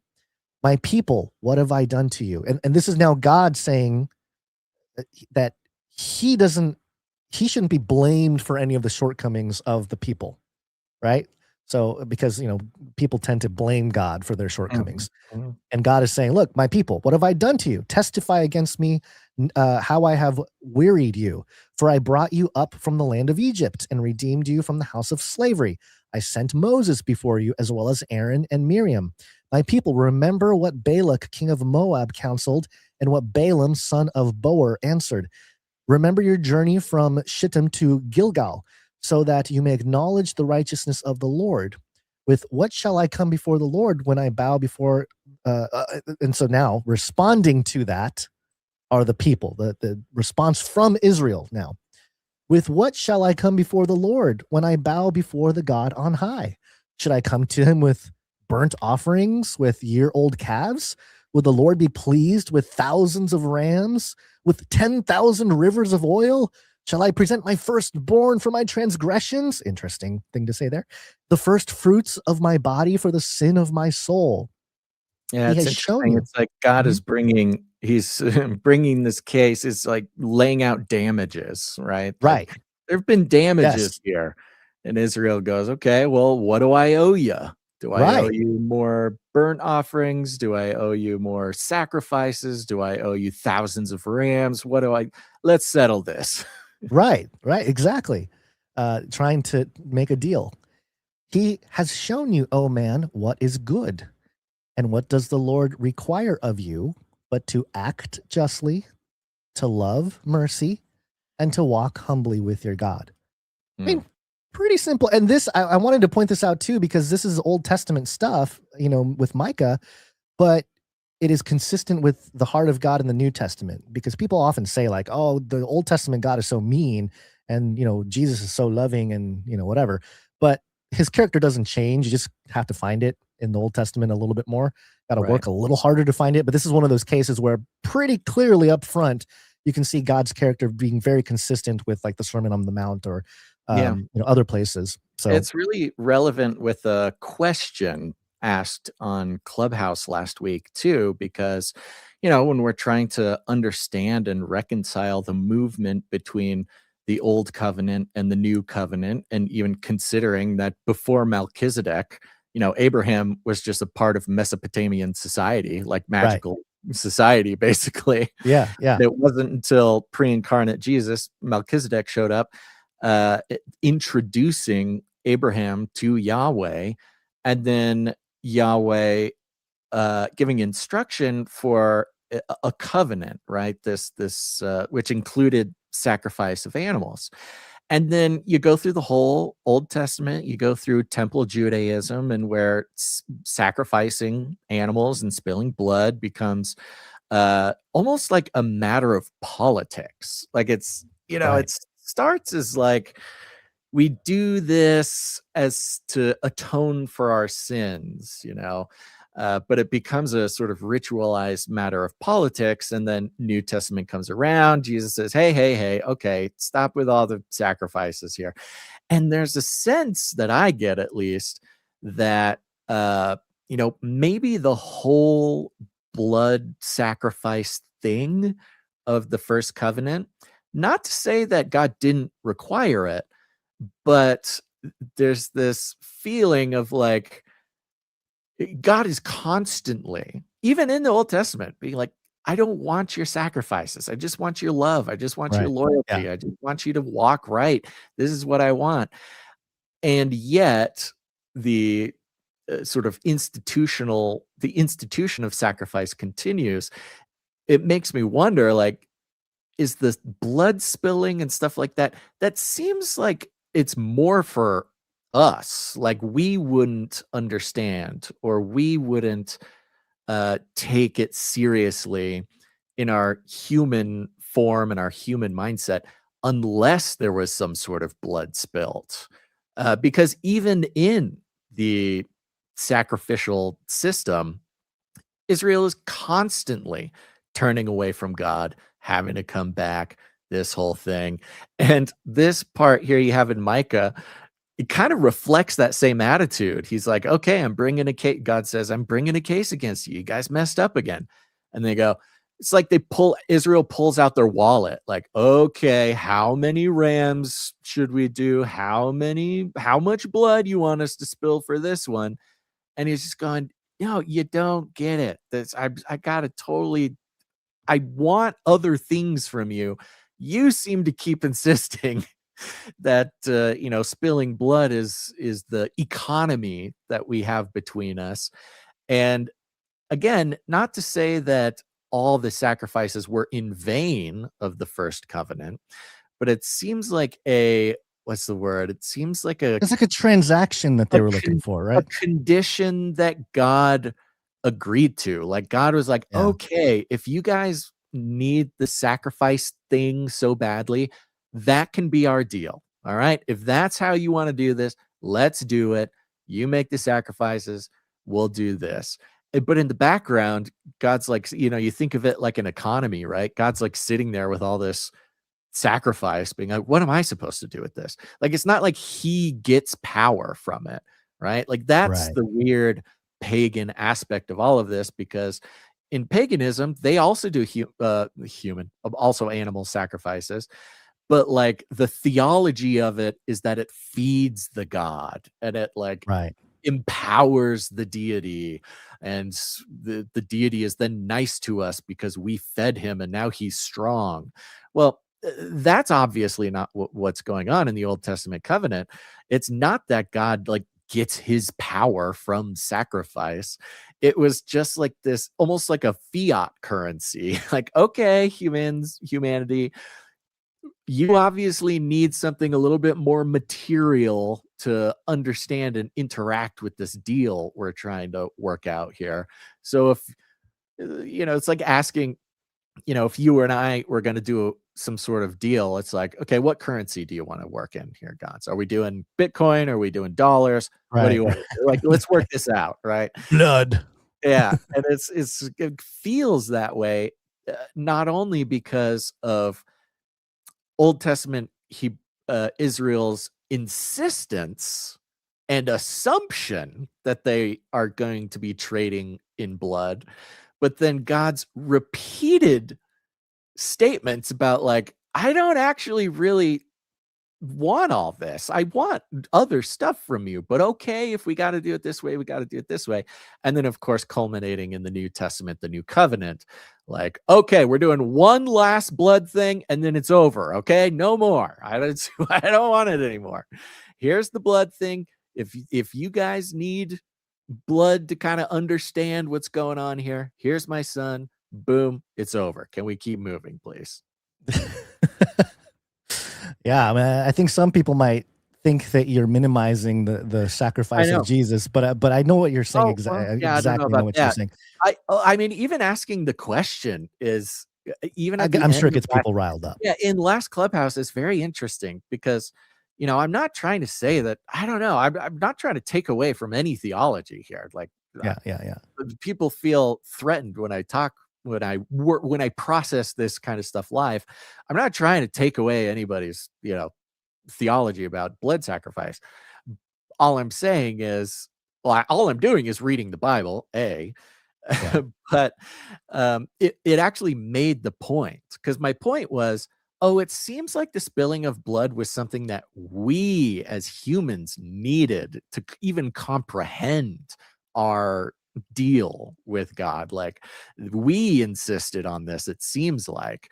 And then people get mad at me in the chat and they start defending blood sacrifice, being like, no, yes, the blood sacrifice was very important. We needed the blood sacrifice. I'm like, I know, that's what I'm saying. Right. You're making my point for me. Yeah. From the beginning, I think the reason, once death entered the picture, there was, I'm sure, if you're like, imagine being Adam and Eve, right? And you were prior to the fall, and then you fall, and then you see death all around you. As humans, your first inclination is, okay, how do we fix this? How do we reverse this now? Like, what's going on? And so they have the shame, they put animal garments on, which suggests that they killed animals to, I'm sorry, they do the fig leaves, but God does the bloodshed of the animals and uses that, to cover them. So there's this association probably from the humans of like, oh, bloodshed. That's how you fix it, right? And so that becomes part of like, just keep bloodshed to fix everything. And then, it's of course, life is in the inherent blood. the fallen state is, Yes, bloodshed covers us. That's great. Right, Okay, let's keep doing that. Right. And it does say life is in the blood, so it's not to say that it's not to minimize blood at all. Right. But then I think to your point, Jesus being the sacrificial lamb for all of humanity, for all of mankind, for all sin, for the remission of sin entirely, that it becomes more powerful. It's like, okay, you guys want blood sacrifice? Here, how about this that atones for everything, and just covers it all. And so you guys don't have to do it anymore. You guys are done with it.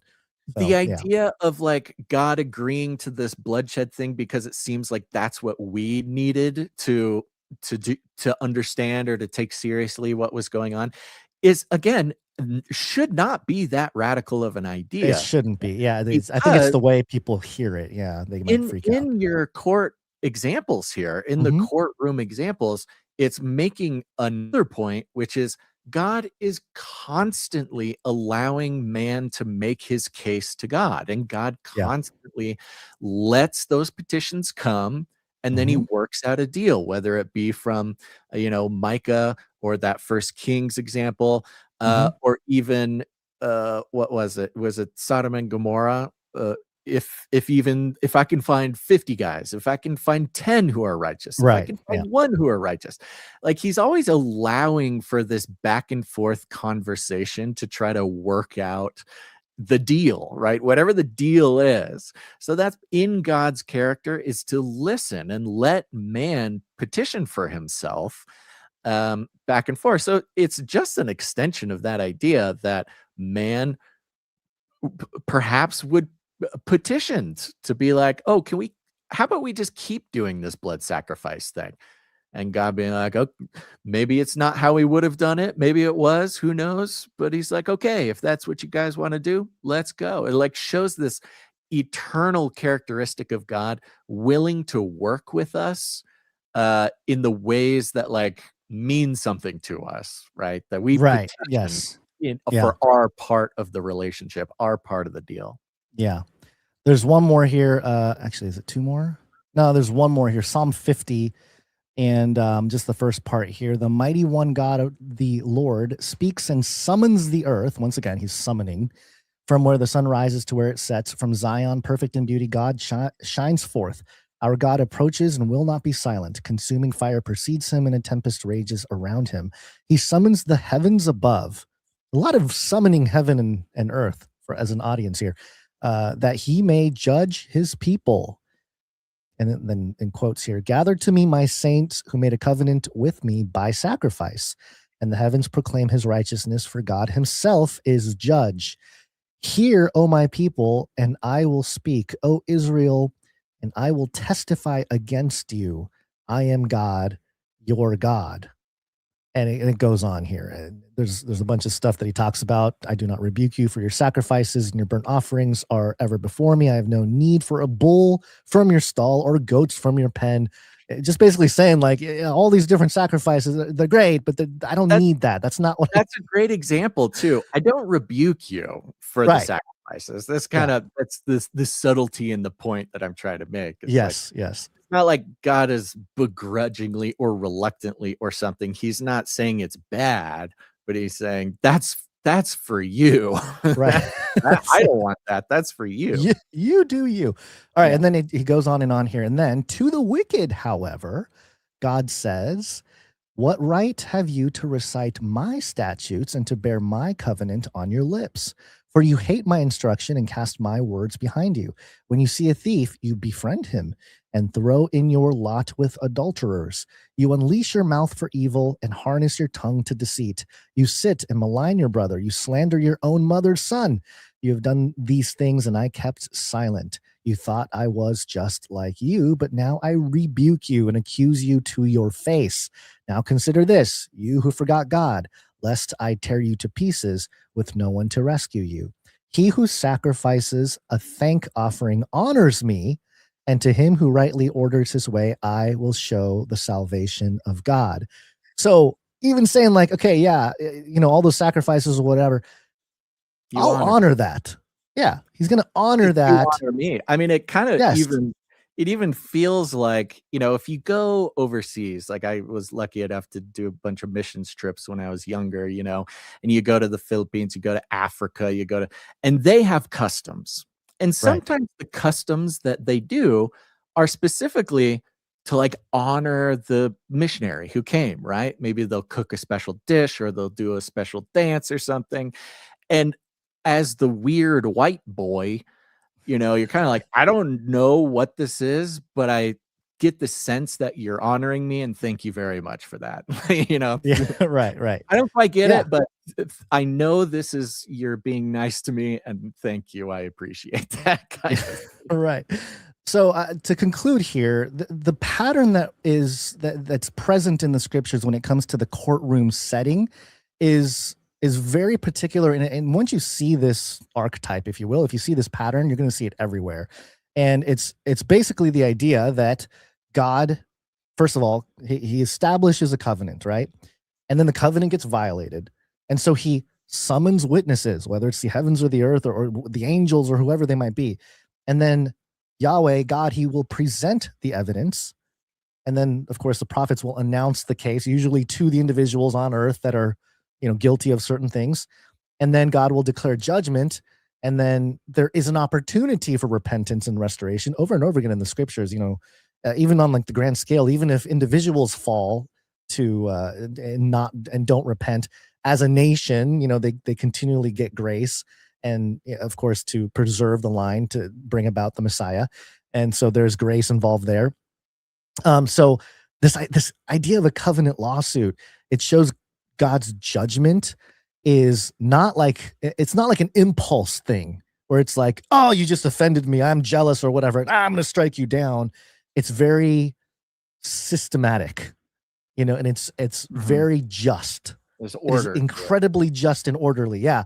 And again, just tying it back to the courtroom setting, everything was in order. There's a sense of seeking true justice in the case of what, for that it was like a murder case or whatever, but there was this goal for everybody in that room to come to a just decision.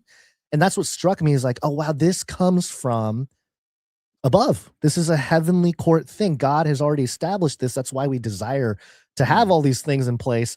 And of course, it does get humanized, if you will, and the occult stuff comes in, and it's kind of, but a lot of the esoteric things to like recreate or re-architecture the divine order of yes and there's that fine line between what the esotericists and the occultists end up doing with that, but maybe their intentions when they first started was, hey, I just want to honor God and do what he did, but then it turns out they sort of become the judge themselves, if you will. Very fine line. Yeah, very fine line, very fine. But that's with all of these things, these occult things and esoteric ideas, is that God usually presents the real thing, and then we try to mimic it, and that's where we fall short. We always fall short of God, and that's a pretty straightforward theological concept that I think everybody understands at this point. But so there you go. That's kind of the overview of the heavenly, the covenant lawsuit, the Reeve, and the courtroom setting, and how the Bible describes it. So there you go. Yeah, and even like you mentioned a little bit before, about 10 years ago, there was a I don't know what to call it. I think a trend is a fine technical way to call it, but I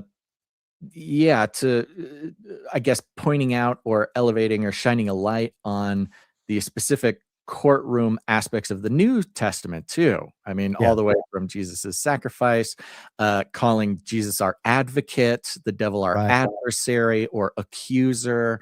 In original languages, those refer to defense attorney and prosecutorial attorney.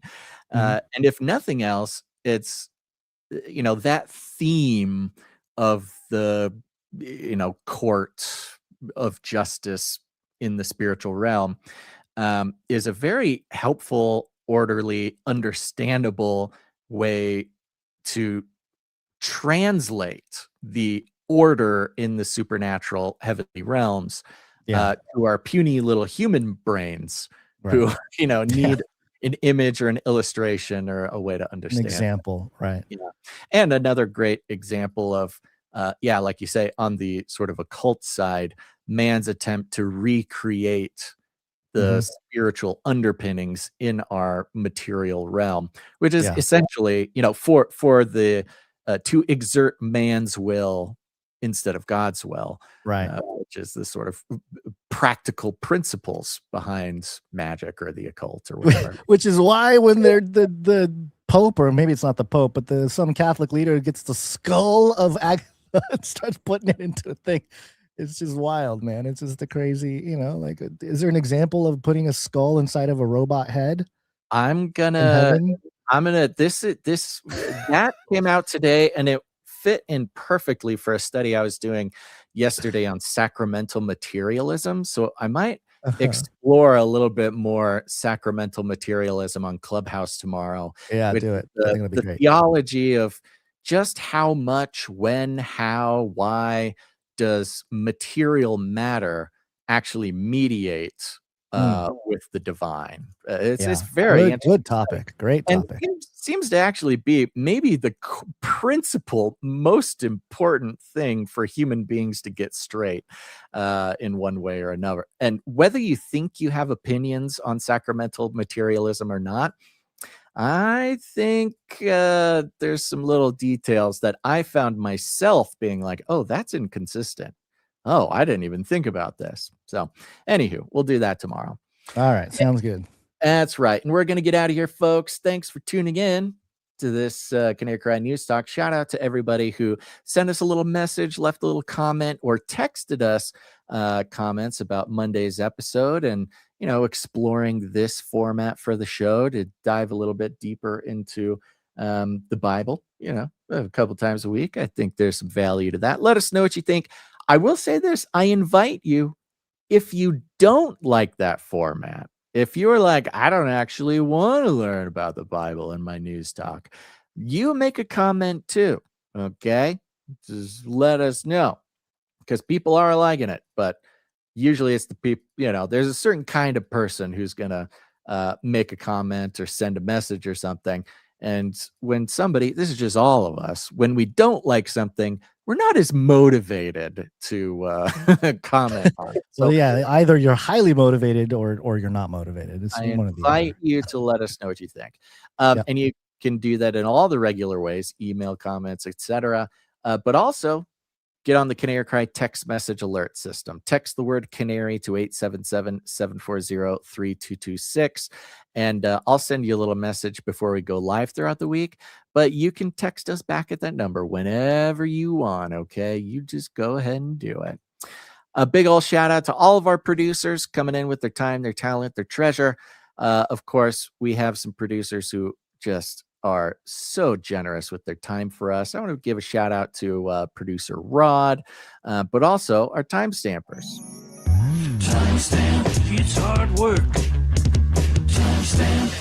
Jade Bouncerson coming in with the timestamps for episode number 96767. Shout out to the Canary Cry tech team and all the producers out there, of course. And thank you to Jam for heading up the Telegram channel, Adam42 for heading up the Discord channel, everybody over at canarycry.community. Get in those communities, start chatting with other Canarians. This is a very special way to do it. Go to canarycry.party. You'll see all the invite links for that. Thank you to Joe for the feedback. Thank you to Clank for all your clanking, and Sir Ike, of course, couldn't do without you. Don't forget to go to Cage Rattler Coffee, folks. Get your coffee, get your gold that comes with the bag. You can't get a better deal anywhere. And other than that, share the show. Share it with your friends, share it with your family. You know what to do. We call it Rattling Cages. And we walk right up to people. We grab them by the cage, and then we shake them. I said the rattling cage part. I want to shake things up, stir up some controversy, rattle a few cages. Hey, stop that! You'll never silence me. I'm the last angry man, a crusader for the little guy. Leave the bird alone. Never. Rattle a few cages. Rattle a few cages. Human race will have every opportunity to improve And if they don't? Noah. I try to shorten the show for Gonz's benefit. The guy who has to keep going. Wow, really? Wow, that sounds like some of the mainstream news articles reporting on some terrible news. I sacrificed my time on the show to try to get Gonz out early, and he takes it all away. He throws it away and makes it longer. Anyways, got anything else to say, Gonz? I one last thing, just a note. Man finishes last in bodybuilding competition after conducting an experiment where he took steroids and drank up to 24 beers a day while deliberately avoiding weight training. I mean, it doesn't look bad. Well, yeah, he doesn't look bad at all, but compared to like real bodybuilders, I'd say he's above average. Way above. I mean, you could see a six pack. You know, he's doing well. He's doing okay. The steroids with the beer will still get you a six pack. I think a point has been made. I would not recommend it. All right, everybody. Thanks for tuning in to this episode of Canary Cry News Talk. Make sure to tune in next time. But until then, think outside the cage.